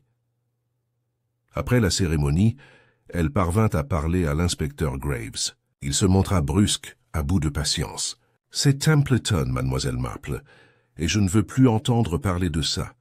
Le mobile est clair, les preuves la désignent, et le village n'aura de cesse que l'affaire soit réglée. » Miss Marple joignit les mains sereinement. « Vous avez peut-être raison, inspecteur, mais je me demandais si vous pourriez me faire une petite demande. Avant d'agir, nous pourrions peut-être réunir nos proches, le colonel Westcott, Madame Templeton, Lily et le jeune Thomas, dans le salon du presbytère. J'aimerais mettre les choses au clair et parfois, en compagnie, la vérité éclate d'une manière qu'elle ne peut pas faire autrement. » Graves fronça les sourcils mais consentit. Il avait appris depuis longtemps que les suggestions apparemment innocentes de Miss Marple étaient rarement vaines, même s'il ne l'admettrait jamais à voix haute. Ainsi, cet après-midi-là même, la petite réunion fut organisée. Le salon du presbytère était intime et chaleureux, le feu crépitant malgré l'humidité persistante. Madame Templeton était assise, raide comme une baleine, dans un coin, pâle et silencieuse, tandis que le colonel Westcott se tenait près de la cheminée, les bras croisés en signe de défi. Lily s'accrochait au bras de Thomas, le visage crispé par l'anxiété. L'inspecteur Graves se tenait à côté, attentif et sceptique, tandis que Miss Marple prenait place dans un fauteuil près de l'âtre, ses aiguilles à tricoter posées sur ses genoux. Elle commença de sa voix la plus douce. « Nous avons tous été très troublés, et il est naturel que l'on tire des conclusions hâtives. Mais je ne peux m'empêcher de penser que certains détails, bien que mineurs, sont de la plus haute importance. Par exemple, le bouton retrouvé dans l'herbe. Au premier abord, il a semblé condamner le colonel Westcott. Pourtant, comme on le sait, les boutons peuvent être perdus dans de nombreuses circonstances. Le colonel a continué d'avancer lorsque le pauvre monsieur Calthorpe s'est effondré, n'est-ce pas? Westcott fronça les sourcils, mais la voix. Miss Marple inclina doucement la tête. Le bouton ne prouve donc rien, si ce n'est qu'il était présent, ce que nous savions tous. Elle laissa cela de côté un instant, puis tourna son regard vers Madame Templeton. Et puis il y avait la lettre de menace. Cela aussi semblait accablant. Mais réfléchissez, si Madame Templeton avait voulu faire taire les soupçons, n'aurait-elle pas détruit une telle lettre plutôt que de l'exposer en s'évanouissant? C'était un acte de peur, pas de calcul. Madame Templeton baissa les yeux, parcourue d'un tremblement. Le regard de mademoiselle Marple se porta sur elle, doux et fixe. Et puis, il faut penser à la jeune Lily.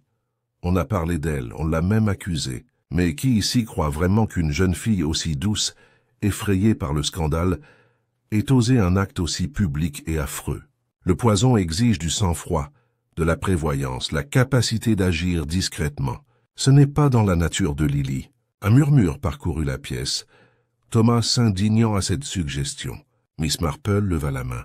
Et maintenant, venons-en à Henry Calthorpe lui-même. C'était un homme qui se complaisait dans le pouvoir. Argent, secret, influence, tout était son arme. Il tenait le colonel Westcott par ses dettes, Madame Templeton par ses lettres, Lily par ses menaces. Mais il y en a un parmi nous qu'il ne tenait par aucun de ses moyens, et qui pourtant avait des raisons de le craindre. Elle tourna lentement les yeux vers Thomas Green. Son visage rougit, sa main se crispant sur le bras de Lily. « Que voulez-vous dire, Miss Marple ?» demanda-t-il. Elle parla doucement. « Tu es dévouée à Lily, farouchement. Tu ne supporterais pas de la voir menacée, humiliée, détruite. Et tu es audacieux, Thomas. Assez audacieux pour faire ce qu'elle n'a pas pu faire. Le jour de la fête, tu as eu tout loisir de glisser quelque chose dans le verre de M. Calthorpe lorsque la foule s'est rassemblée. Tu as été rapide, inaperçu, et le poison a agi comme toujours, rapidement. Mais tu as oublié une chose. Lorsque le verre est tombé, il portait la marque d'amandes amères. Ce n'était pas l'œuvre de Lily, ni de Madame Templeton, ni du colonel. C'était l'acte d'un jeune homme fougueux, déterminé à protéger la femme qu'il aimait. La pièce était silencieuse, à l'exception du crépitement du feu. Thomas bondit sur ses pieds, le visage blême. « C'est un mensonge !» s'écria-t-il, mais sa voix tremblait et son déni sonnait creux. Lily le serra contre elle, les yeux écarquillés d'horreur. « Thomas, non !» murmura-t-elle. La voix de Miss Marple resta ferme. « Ce n'est pas de la cruauté que de le dire, c'est la vérité. Vous vous croyez intelligent, Thomas, mais la panique vous a trahi. La lettre de menace adressée à Madame Templeton, écrite à la hâte, était votre tentative de détourner les soupçons lorsque vous avez vu l'étau se resserrer. Mais l'écriture trahit, et même si vous l'avez mal griffonnée, la forme de certaines lettres est la vôtre. Je l'ai remarqué en voyant votre nom signé sur le registre paroissial dimanche dernier. » L'inspecteur Graves s'avança brusquement et saisit Thomas par l'épaule. Le jeune homme se débattit, puis s'affaissa, vaincu, tandis que Lily pleurait à ses côtés. Le colonel Westcott murmura un juron, tandis que Madame Templeton se couvrait le visage de ses mains. Miss Marple, l'air grave, joignit de nouveau les mains. « L'amour est un mobile dangereux, inspecteur. Il aveugle aussi sûrement que la haine. Thomas croyait sauver Lily, mais en réalité il les a détruites toutes les deux. Et Henry Calthorpe, qui a exploité si cruellement les faiblesses des autres, a enfin payé le prix de la douleur qu'il a semée. » L'inspecteur, sombre mais respectueux, hocha la tête. L'affaire était réglée, même si le village en parlerait pendant des années. Miss Marple se leva, lissant sa jupe, le regard calme. Elle n'éprouvait aucun triomphe, seulement la mélancolie silencieuse de celle qui avait trop souvent vu comment la folie et la passion humaine menaient à la ruine. Elle rassembla son tricot, remercia le vicaire pour son hospitalité et se glissa discrètement dans la lumière déclinante du soir. Le silence qui suivit l'effondrement de Thomas Green dans les bras de l'inspecteur. Graves était épais et étouffant, le genre de silence qui semblait peser sur les murs et faire crépiter le feu plus fort qu'il ne le devrait. Les sanglots de Lily finirent par l'emplir, doux et brisés, le visage enfoui dans ses mains. Madame Templeton s'essuya les yeux, mais nul ne pouvait dire si c'était de pitié ou de soulagement, tandis que le colonel Westcott, figé près de la cheminée, fixait les flammes comme s'il préférait être n'importe où ailleurs. L'inspecteur Graves s'éclaircit la gorge brutalement, sa large main toujours serrée sur l'épaule de Thomas, et marmonna quelque chose à propos de déposition et d'accusation. Pourtant, c'était Miss Marple qui tenait la pièce, sa présence calme telle une mare immobile où toute turbulence finirait par sombrer. Elle parlait doucement, non pas comme une personne triomphante, mais comme une personne qui pleurait une vérité confirmée. Je pense qu'il serait utile de comprendre comment les pièces du puzzle s'assemblent. Ce n'est que justice, car sinon la suspicion persistera et s'envenimera, comme c'est souvent le cas dans une petite communauté. Son regard pâle et fixe allait d'un visage à l'autre. Il faut d'abord se rappeler quel genre d'homme était Henry Calthorpe. Il semblait jovial, généreux même, mais sous cette apparence, il se délectait du pouvoir de tenir les autres sous son emprise. Il avait le colonel Westcott accablé de dettes, Madame Templeton piégée par ses vieilles lettres, Lily terrorisée par des menaces contre sa famille. Il collectionnait les faiblesses comme d'autres collectionnent les curiosités, et il les utilisait avec talent. C'est pourquoi, après sa mort, la suspicion ne pouvait que se propager. Chacun pensait à ses propres relations avec lui, et chacun craignait d'être découvert. L'inspecteur Graves s'agita avec impatience, mais Miss Marple continua sans élever la voix. Au début, il semblait probable que l'un de ceux qu'il tenait ait riposté. Le bouton manquant du colonel retrouvé dans l'herbe le désignait, mais en réalité, cela ne prouvait rien de plus que sa présence près du corps lorsque la foule se pressait. Ses dettes lui fournissaient un mobile, mais le poison n'est pas l'arme d'un soldat. Madame Templeton aussi semblait coupable. Son évanouissement, son héritage, sa peur. Pourtant, ses actes étaient ceux d'une femme terrifiée par le déshonneur, et non de quelqu'un qui avait planifié un meurtre. Et Lily, la pauvre enfant, était soupçonnée parce qu'elle était jeune et faible, une cible facile pour les ragots, même si, en vérité, sa peur du scandale ne lui aurait jamais permis de commettre un tel crime. Elle marqua une pause, son tricot inactif sur ses genoux, le regard fixé sur Thomas. Il était assis, voûté, le visage enfoui dans ses mains, les épaules tremblantes. Mais il y avait une personne que Calthorpe menaçait indirectement, mais avec une force encore plus grande. Thomas aimait Lily d'une passion qui l'aveuglait. Il voyait sa terreur, l'entendait parler des menaces de Calthorpe, et il ne pouvait la supporter. Il croyait devoir la protéger, et il conçut donc le plan qui mena à la tragédie.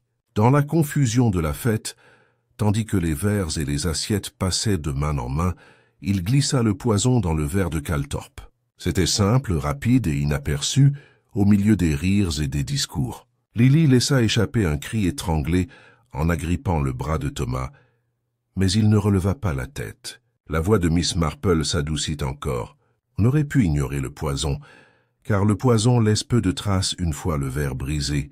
Mais Thomas commit 2 erreurs. La première fut la lettre hâtive laissée à Madame Templeton. Elle visait à détourner les soupçons, à suggérer une conspiration plus vaste. Pourtant, la panique guida sa main, et le gribouillage le trahit à quiconque avait les yeux pour comparer son écriture. La seconde fut d'oublier comment les gens se révèlent dans les moments de tension. Lorsque les soupçons commencèrent à se porter sur Lily, Thomas devint encore plus imprudent. Sa colère contre l'auberge, ses menaces contre l'inspecteur, autant de signes d'une conscience mal à l'aise. Le colonel Westcott se retourna brusquement, la voix rauque. C'était donc le garçon, finalement. Idiot, têtu. Oui, j'aurais pu le deviner. Et pourtant, mince alors, Miss Marple, comment saviez-vous que la lettre était de lui? Elle le regarda avec bienveillance. On apprend à remarquer les petites choses, colonel. Sa façon de former ses lettres, les boucles de son S et de son G, étaient les mêmes que celles que j'avais vues quelques jours auparavant sur le registre paroissial. De telles bagatelles en disent long, quand on est habitué aux habitudes humaines. L'inspecteur Graves émit un grognement, mi-admiration réticente, mi-irritation. Je l'avoue, mademoiselle Marple, vous nous avez épargné la honte d'accuser une innocente. J'étais à 2 doigts d'arrêter madame Templeton, mais vous avez raison, bien sûr. Le jeune homme devra en répondre, même si Dieu sait que la cour lui fera grâce si elle croit en ses motivations. Miss Marple inclina la tête. La clémence appartient à d'autres, inspecteur. Mais il vaut toujours mieux que la vérité soit connue. Les secrets pourrissent quand ils sont enfouis trop longtemps. Thomas releva enfin le visage, les yeux creux. « Je l'ai fait pour elle », murmura-t-il d'une voix rauque. « Je ne pouvais pas le laisser la ruiner. Je pensais que personne ne le saurait jamais. Je pensais... » Sa voix se brisa, et il baissa de nouveau la tête. Lily s'accrocha à lui, ses sanglots doux et désespérés. Tu n'aurais pas dû, Thomas, s'écria-t-elle. J'aurais préféré endurer la honte, plutôt que de te voir anéanti. Miss Marple les regarda tous deux avec une compassion silencieuse. L'amour est noble, ma chère, mais guidé par la peur, il devient aussi cruel que la haine. Vous pensiez protéger, mais vous n'avez apporté que plus de chagrin. C'est la folie humaine. Le vicaire, resté silencieux pendant toute l'épreuve, se leva et prononça une prière, la voix tremblante. Aucun triomphe ne résonnait dans la salle, seul le poids d'une tragédie était mis à nu. L'inspecteur Graves emmena Thomas d'un ton bourru mais sans amertume, tandis que Lily était réconfortée par Madame Bantry, toujours avide de drame, mais non dénuée de chaleur sincère dans ces moments-là. Le colonel Westcott marmonna des histoires de vie gâchées et secoua la tête, tandis que Madame Templeton pleurait doucement. Soulagée d'être enfin libérée de tout soupçon, Miss Marple rassembla son tricot, sans se presser, et sortit dans la fraîcheur du soir. Le ciel était zébré d'une pâle lumière, l'air frais après la pluie. Elle marcha lentement vers sa chaumière, ses pensées se détournant déjà des détails sordides pour se tourner vers la vérité plus vaste qu'elle avait toujours connue. Dans les villages, comme partout ailleurs, les gens commettaient des crimes pour les mêmes raisons simples. L'amour, la cupidité, la peur, la honte. Les détails changeaient, mais la nature de l'acte restait constante. Tout était inscrit dans le comportement humain, dans les moindres gestes et habitudes, pour peu qu'on prenne le temps d'observer. En arrivant à son portail, elle s'arrêta et regarda le village, si paisible dans le crépuscule. Bientôt les ragots reprendraient, les histoires embellies, les leçons oubliées de tous, sauf des plus profondément blessés. La vie à St. Mary Mead continuerait comme toujours, avec ses thés, ses gardes impartis et ses ressentiments discrets qui couvaient sous des sourires polis. Mais pour l'instant, le silence régnait, et dans ce silence, la vérité était claire. Miss Marple entra, posa son panier et reprit son tricot.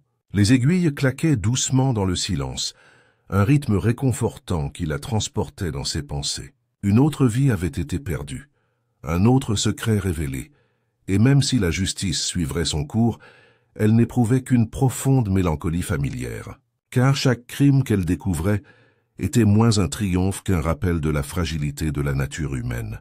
Et c'était là, elle le savait, le plus grand mystère. Les jours qui suivirent la confession de Thomas Green se déroulèrent dans un silence étrange, comme si le village lui-même retenait son souffle. L'air de St. Mary Mead, d'ordinaire si chargé de bavardage et du rythme ordinaire de la vie, était plus calme que Miss Marple ne pouvait s'en souvenir. Chez l'épicier, les conversations s'éteignirent lorsque Lily entra, le visage pâle et les yeux cernés. À la poste, les voisins, qui autrefois s'attardaient pour un mot aimable, se croisaient maintenant avec une politesse forcée. Même le sanglier bleu, ce repère habituel de commérage, était silencieux, ses clients baissant la voix à l'ouverture de la porte, de peur d'être entendus. Ce n'était pas seulement la révélation de la culpabilité de Thomas qui avait perturbé le village, mais la prise de conscience de la proximité de cette obscurité. Miss Marple, vaquant tranquillement à ses courses, observa ces changements avec son attention habituelle. Elle remarqua le subtil changement dans la façon dont Madame Templeton était traitée. Autrefois regardée avec suspicion, elle était désormais abordée avec une chaleur excessivement enthousiaste, comme si des voisins cherchaient à dissiper leurs anciens doutes en la submergeant de sympathie. Elle vit le colonel Westcott marcher avec une vigueur nouvelle, l'ombre de la suspicion dissipée, même si son humeur ne s'était pas adoucie, et il aboyait toujours aussi cinglant après les garçons qui jouaient trop près de sa haie. Elle vit Lily marcher seule vers le cimetière, le pas lourd, le chagrin mêlé de honte et de désarroi, et elle songea que la jeunesse souffrait le plus lorsque ses illusions étaient brisées. L'inspecteur Graves, bien que publiquement félicité pour avoir classé l'affaire, affichait une expression de lassitude qui trahissait son malaise. Il avait été prêt à condamner la mauvaise personne, et bien que Miss Marple lui ait épargné cet embarras, il ne pouvait être fier de son rôle. Pourtant, il affichait la dignité rigide d'un homme qui préférait ne pas trop s'attarder sur les leçons du passé. La justice, assurait-il à tous ceux qui la questionnaient, suivrait désormais son cours, et il n'y avait plus rien à dire. Pourtant, Miss Marple, tricotant au coin du feu, savait qu'il y avait toujours quelque chose à dire, quoique rarement à voix haute.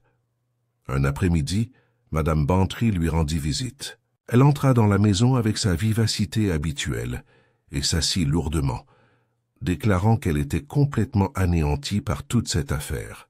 Imagine Jane, le jeune Thomas, qui allait chercher des pommes pour moi au verger, debout sur le banc des accusés, et Lily, la pauvre enfant, elle ne relèvera plus jamais la tête. C'est affreux, vraiment affreux.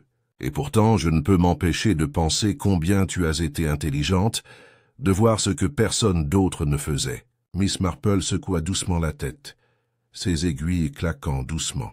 Ce n'était pas de l'intelligence, Dolly, simplement de l'observation. Les gens se révèlent tout le temps, si l'on y prête attention. Le dévouement de Thomas transparaissait dans chacun de ses gestes, dans chacun de ses mots. Quand on voyait jusqu'où cela l'avait poussé, la vérité n'était pas si difficile à comprendre. Madame Bantry soupira dramatiquement. « Je suppose que c'est vrai. Pourtant, j'aurais préféré que ce soit le colonel. L'histoire aurait été bien plus réussie. » Miss Marple s'autorisa un léger sourire. « La vraie vie est rarement soignée, ma chère. C'est bien là tout le problème. » Au cours des semaines suivantes, le rythme de la vie du village reprit de plus belle, non sans tension. Le vicaire célébra un office spécial, parlant avec ferveur de tentation et de pardon, et les bancs étaient inhabituellement remplis, même si beaucoup d'yeux restèrent baissés pendant son sermon. On parlait désormais de la fête avec prudence, comme si en parler trop ouvertement pouvait porter malheur. Les mères surveillaient leurs filles de plus près, et les hommes, fiers de leur respectabilité, se montraient plus prudents dans leurs relations. L'ombre de la présence d'Henry Calthorpe persista longtemps après son enterrement, rappelant que sous la politesse de la vie villageoise se cachaient des courants de peur et de désir incontournables. Miss Marple, qui n'était pas du genre à faire la morale, laissait les autres tirer leurs propres leçons. Elle rendait discrètement visite à Lily, lui apportant un bouquet de fleurs de son jardin et s'asseyant avec elle en silence, plus souvent qu'en conversation. La jeune fille, maigre et blême, s'accrochait à cette gentillesse avec gratitude, même si cela n'apaisait pas son chagrin. Miss Marple savait qu'il faudrait du temps, et peut-être toute une vie, pour que de telles blessures se cicatrisent. Elle songea avec tristesse à la façon dont l'amour, qui devrait apporter la joie, était si souvent source de destruction lorsqu'il était mêlé au désespoir. Un soir, alors que le soleil d'automne baissait et que les champs brillaient d'une lumière dorée, Miss Marple, assise à sa fenêtre, réfléchissait à l'affaire. Elle songea à la cruauté souriante d'Henry Calthorpe, à l'orgueil du colonel Westcott, à la honte de Madame Templeton, à la peur de Lily, au dévouement téméraire de Thomas. Chacun avait joué son rôle dans le drame, chacun lié par les fils conducteurs de la faiblesse humaine. Le meurtre en lui-même avait été choquant, mais ce qui la frappa le plus, c'était la banalité des mobiles, l'argent, l'orgueil, la peur, l'amour. Toujours les mêmes, vêtus de vêtements différents, joués sur des scènes différentes, mais immuables dans leur essence. Elle soupira, ses aiguilles s'arrêtant un instant, et murmura doucement, « La nature humaine, après tout, est la même partout. Elle ne change pas, elle se répète. » Le lendemain apporta un semblant de normalité. La cloche du magasin tintait joyeusement, tandis que Madame Hartnell et Madame Price-Whittaker discutaient de la qualité de la farine, comme si jamais rien de plus sombre ne les avait perturbés. Les enfants reprirent leur jeu dans le chemin, leur rire résonnant comme pour chasser la morosité. Et au presbytère, Madame Partridge préparait déjà la fête de l'année prochaine, déterminée à la rendre plus grandiose, même si elle ajouta à voix basse qu'il serait peut-être plus sage de simplifier les rafraîchissements. Miss Marple écouta tout cela avec un calme serein et, de retour à son cottage, elle déposa son panier sur la table, reprit son tricot et s'assit de nouveau dans son fauteuil près de la fenêtre. Le monde continuait son chemin, comme toujours, emportant ses chagrins dans sa mémoire, ses leçons dans l'oubli. Elle seule, peut-être, les retenait avec plus de fermeté, quoique sans amertume. Car elle savait que sous la surface calme du village, sous les sourires et les plaisanteries, les mêmes drames de la nature humaine continueraient de se jouer. Et alors elle serait là, avec son regard perçant et sa douceur, pour voir ce que les autres oubliaient. Alors que le soir s'épaississait et que les premières étoiles apparaissaient, elle laissa reposer ses aiguilles et contempla la rue silencieuse. Quelque part faiblement, elle entendit un rire provenant d'un jardin, le bruit ordinaire de la vie qui reprenait. Elle joignit les mains et s'autorisa un petit sourire mélancolique. Justice avait été rendue, autant que justice puisse l'être, mais elle n'apportait que peu de joie. Ce qu'elle laissait derrière elle, c'était la compréhension, celle qui ne vient pas des livres ou des tribunaux, mais d'années passées à observer les gens et à connaître leurs coutumes. Et c'était, pensa Miss Marple, la plus grande consolation. Les semaines passèrent, et avec elles, la vive douleur du choc commença à s'estomper, même si son ombre persistait sur St. Mary Mead comme une légère ecchymose qui ne cicatrisait pas complètement. Impossible d'échapper à la vérité de ce qui s'était passé lors de la fête du presbytère. Un homme assassiné en plein jour, un jeune villageois révélé coupable, et tous les liens familiers de la communauté mis à rude épreuve par le soupçon. Pourtant, les êtres humains, songea Miss Marple, étaient infiniment adaptables. Ils s'adaptaient même à l'horreur, jusqu'à ce que la vie reprenne son cours normal. Au comptoir de l'épicier, Madame Price Whittaker ergota de nouveau sur le poids de sa farine, mais sa voix baissa à l'évocation du nom de Lily Bardsley.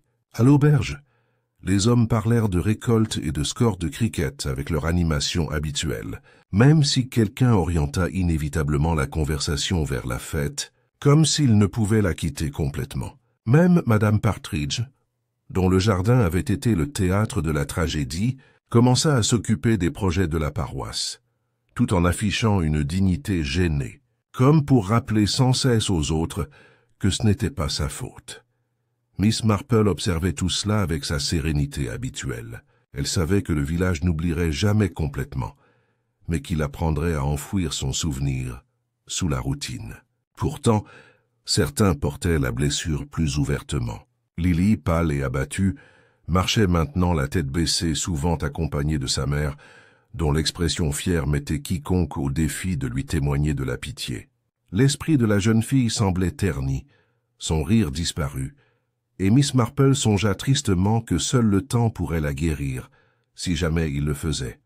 Quant à Madame Templeton, elle se déplaçait avec un air de soulagement mêlé de gêne, sa réputation sauvée au prix de la ruine d'autrui, et le colonel Westcott, bien qu'acquitté aux yeux du village, conservait une brusquerie qui semblait presque plus dure qu'auparavant, comme si le contact avec les soupçons avait blessé son orgueil. Un après-midi, l'inspecteur Graves rendit visite à Miss Marple, l'air raide mais pas hostile. Il était venu lui adresser quelques remerciements, même s'il peinait à les formuler. « Vous nous avez évité une erreur, Miss Marple, » admit-il d'un ton bourru, « et ce n'est pas rien. Je ne nierai pas que c'est votre œil qui a capté ce que le mien n'a pas capté. Mais, eh bien, je ne peux pas dire que j'apprécie de voir un garçon comme Thomas ainsi abattu. Il n'y a aucune satisfaction à cela. » Miss Marple le regarda avec bienveillance. « Il n'y en a jamais, inspecteur. La justice, si l'on peut dire, est rarement un sujet de réjouissance. C'est seulement la vérité, révélée au grand jour, et la vérité est souvent douloureuse. » Il remua mal à l'aise, puis se leva pour prendre congé, murmurant qu'il espérait ne plus jamais se retrouver dans une telle situation à St. Mary Mead. Miss Marple esquissa un léger sourire. Elle avait déjà entendu de tels sentiments, et savait pertinemment que la nature humaine nous réserverait encore son lot de malheurs, ici comme ailleurs. Ce soir-là, elle fut invitée à dîner chez les Bantry. Dolly, pleine d'énergie comme toujours, insista pour revenir sur chaque détail de l'affaire, sa joie devant le drame à peine tempérée par une sincère sympathie pour Lily. « N'empêche, Jane, » s'exclama-t-elle, « c'était vraiment l'affaire la plus étonnante que nous ayons jamais eue au village. Une fête en plus avec des banderoles, des broutilles et des discours. On dirait presque que c'était du gâchis, de ne pas pouvoir être consigné dans un livre. » Miss Marple sourit doucement. « Les histoires dans les livres sont souvent bien rangées, Dolly, avec des méchants soigneusement punis et des héros applaudis. La vraie vie est plus complexe, et il est rare qu'on en ressorte indemne. Si c'était écrit, je crains que ce ne soit plus triste que tu ne l'imagines. Dolly fronça les sourcils, préférant les histoires aux fins cinglantes et à la justice limpide. Pourtant, en se versant du thé, son expression s'adoucit. Tu as raison, bien sûr. Pourtant, Jane, tu dois admettre que tu as un don pour ça. Je n'arrive pas à imaginer comment tu as pu voir ce que l'inspecteur a raté. Miss Marple se mit à tricoter, ses aiguilles étincelant doucement à la lumière de la lampe. Ce n'était pas de l'ingéniosité, ma chère, mais une question d'habitude. Les gens se ressemblent partout, village, ville et même le vaste monde. Ils répètent les mêmes schémas d'orgueil, de peur et de folie. Il suffit d'observer et de se souvenir. À mesure que l'automne s'installait, le village retrouva son rythme.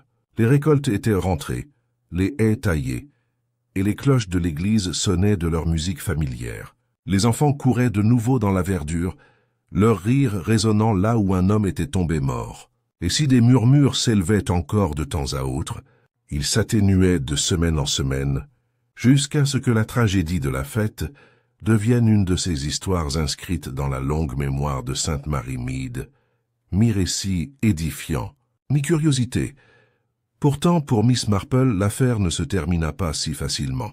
Seule dans sa chaumière, elle se remémorait parfois l'expression de Thomas Green, le désespoir dans les yeux de Lily, la peur dans les mains tremblantes de Madame Templeton.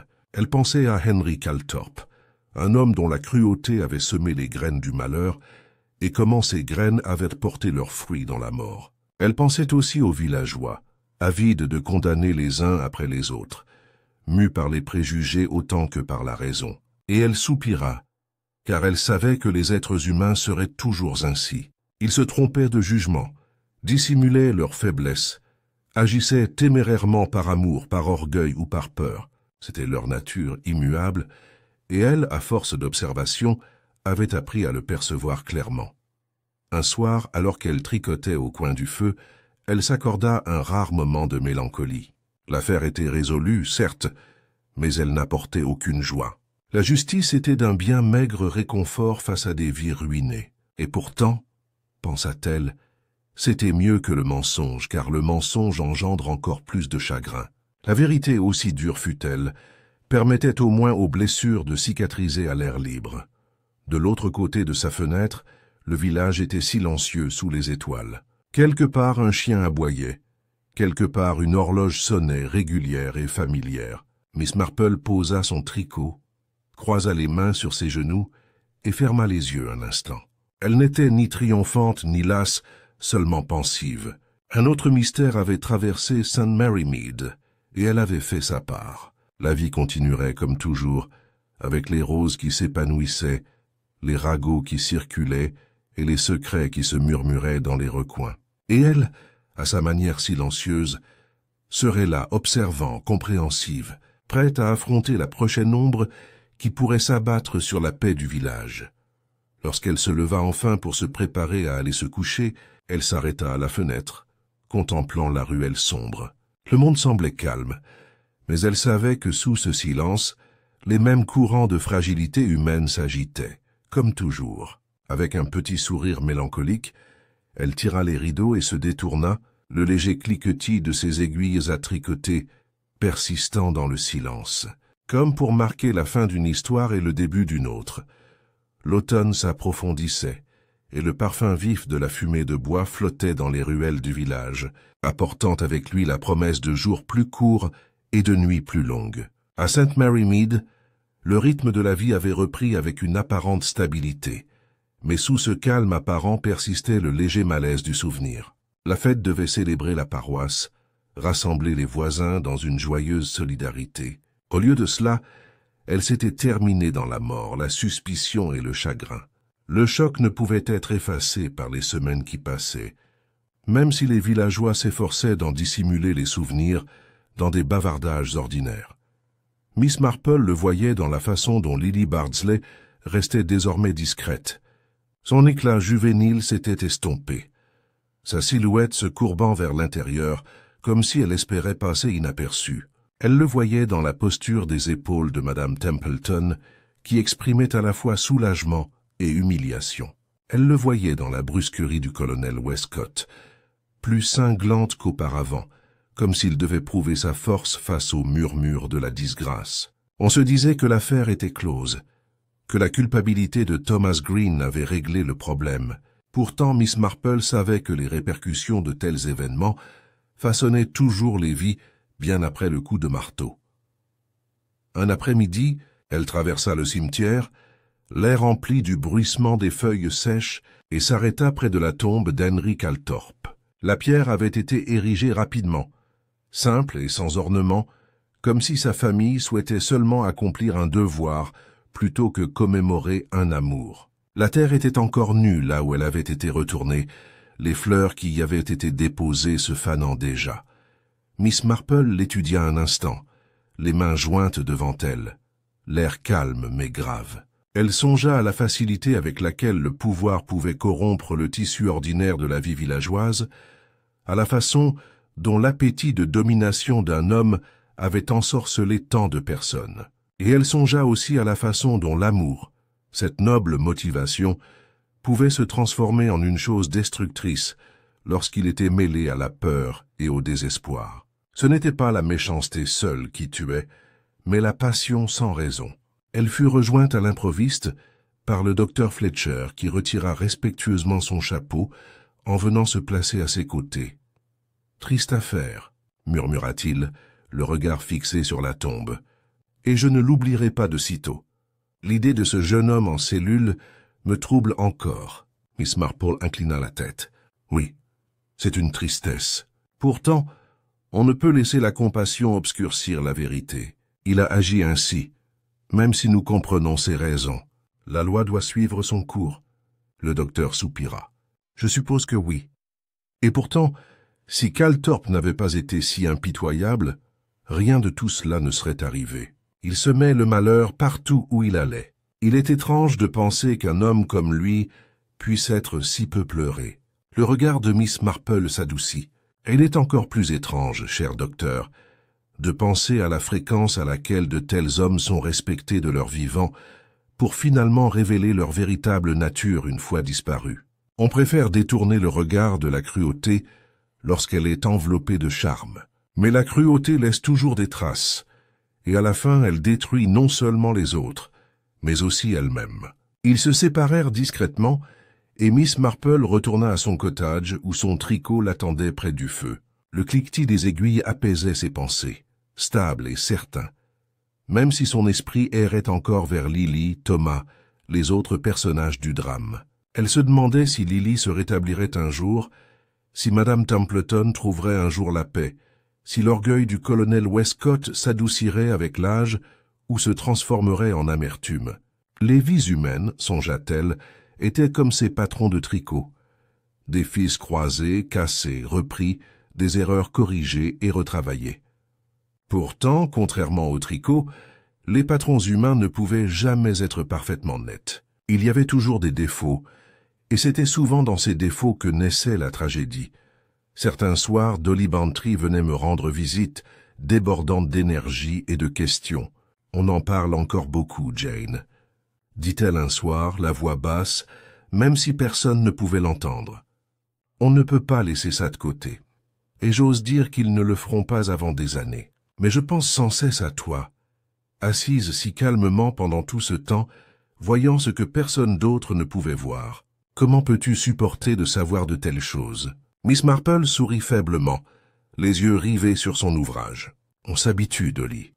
Et puis, ce n'est pas une question d'intelligence, mais de voir ce que les autres ignorent. Les gens se révèlent à chaque instant, dans leurs paroles, leurs gestes, même leur silence. Tout est évident une fois qu'on s'est habitué à observer. Mais quant à le supporter, eh bien il le faut, voyez-vous. Car sinon, le mensonge peut prospérer, et le mensonge finit par faire plus de mal que la vérité, aussi douloureuse soit-elle. » Dolly soupira et secoua la tête. « Je n'aurais jamais eu ta patience. Pourtant, je suis contente que tu l'aies, Jane. Sans toi, la pauvre Lily aurait pu être condamnée, et Madame Templeton ruinée. Quant à Thomas, eh bien, il vaut peut-être mieux que la vérité éclate, aussi douloureuse soit-elle. » Miss Marple ne dit rien, car il n'y avait rien à ajouter. Dolly orienta bientôt la conversation vers des sujets plus légers, abandonnant le sujet avec autant d'entrain qu'on repousse un plat désagréable à table. Mais les pensées de Miss Marple persistèrent longtemps après le départ de son amie, tournant toujours autour de la même vérité. Les plus grandes tragédies naissent souvent non pas de la seule méchanceté, mais de fautes ordinaires amplifiées par les circonstances. Au fil des mois, l'affaire de la mort d'Henry Calthorpe s'inscrivit dans l'histoire du village. De nouveaux ragots la remplaçaient. Les fiançailles d'une nièce, la mauvaise récolte d'un fermier, les projets du vicaire pour le bazar de Noël. Mais sous tout cela subsistait une subtile prudence, le sentiment que même dans un lieu aussi paisible que St. Mary Mead, l'obscurité pouvait se cacher dans les recoins les plus inattendus. Pour Miss Marple, la vie reprit son cours paisible, rythmé par le thé, les visites et le rythme soutenu de son tricot. Pourtant, elle portait toujours au fond d'elle la certitude que la nature humaine est constante, que l'amour, la peur, l'orgueil et la honte mèneraient encore et encore à la folie et au crime. Ce n'était pas du cynisme, mais une reconnaissance. Et cette reconnaissance s'accompagnait d'une forme d'acceptation. Le monde ne serait jamais en ordre, mais c'était peut-être ce qui le rendait infiniment fascinant. Un soir, alors que les premières gelées argentaient le jardin devant sa fenêtre, elle interrompit son tricot et regarda la rue plongée dans l'obscurité. Une lampe brillait faiblement au presbytère, et elle pensa à la vie qui continuait là, comme partout ailleurs, malgré tout ce qui s'était passé. Elle ressentit un pincement au cœur pour Lily, pour Thomas, et même pour Madame Templeton avec ses lettres insensées et son évasion de justesse. Et elle pensa à Henry Calthorpe, étendu dans le cimetière, son pouvoir éteint, ses secrets dénués de sens. Finalement, la mort avait dépouillé toute prétention, ne laissant que la vérité sur sa vie et sur la façon dont on avait traité les autres. Miss Marple soupira, non pas avec lassitude, mais avec l'acceptation silencieuse de longues années. Puis elle sourit, faible et consciente, et se remit à tricoter. Dehors, le village était paisible sous les étoiles, mais elle savait que quelque part, un jour, une autre ombre tomberait. Et alors, elle serait prête, comme toujours, à voir ce que les autres ont manqué, à démêler le tissu de la fragilité humaine avec patience et compassion. Car telle était sa voie, et elle le resterait jusqu'au bout. Le soleil d'hiver projetait une pâle lueur sur St. Mary Mead, sa lumière oblique sur les jardins givrés, et la fumée des cheminées s'élevant paresseusement vers le ciel. Le village semblait à nouveau paisible, même si, sous ce calme, planait le souvenir de la fête et de tout ce qui avait suivi. Pour beaucoup, ce n'était déjà plus qu'une histoire racontée par fragments. La chute soudaine d'Henry Calthorpe, les murmures qui avaient circulé de porte en porte, la révélation surprenante de Thomas Green. Mais pour Miss Marple, ce n'était pas seulement une histoire à répéter, mais une leçon sur la fragilité humaine et les étranges formes que l'amour pouvait prendre. Un soir, elle était assise tranquillement près de son foyer, le feu lui caressant le visage, son tricot intact posé sur ses genoux. Son esprit s'attardait sur la succession des événements, retraçant chaque étape, comme si elle revoyait un modèle. La cruauté de Calthorpe, son habitude d'exercer un pouvoir sur les autres, avait tissé un réseau de peur et de ressentiment.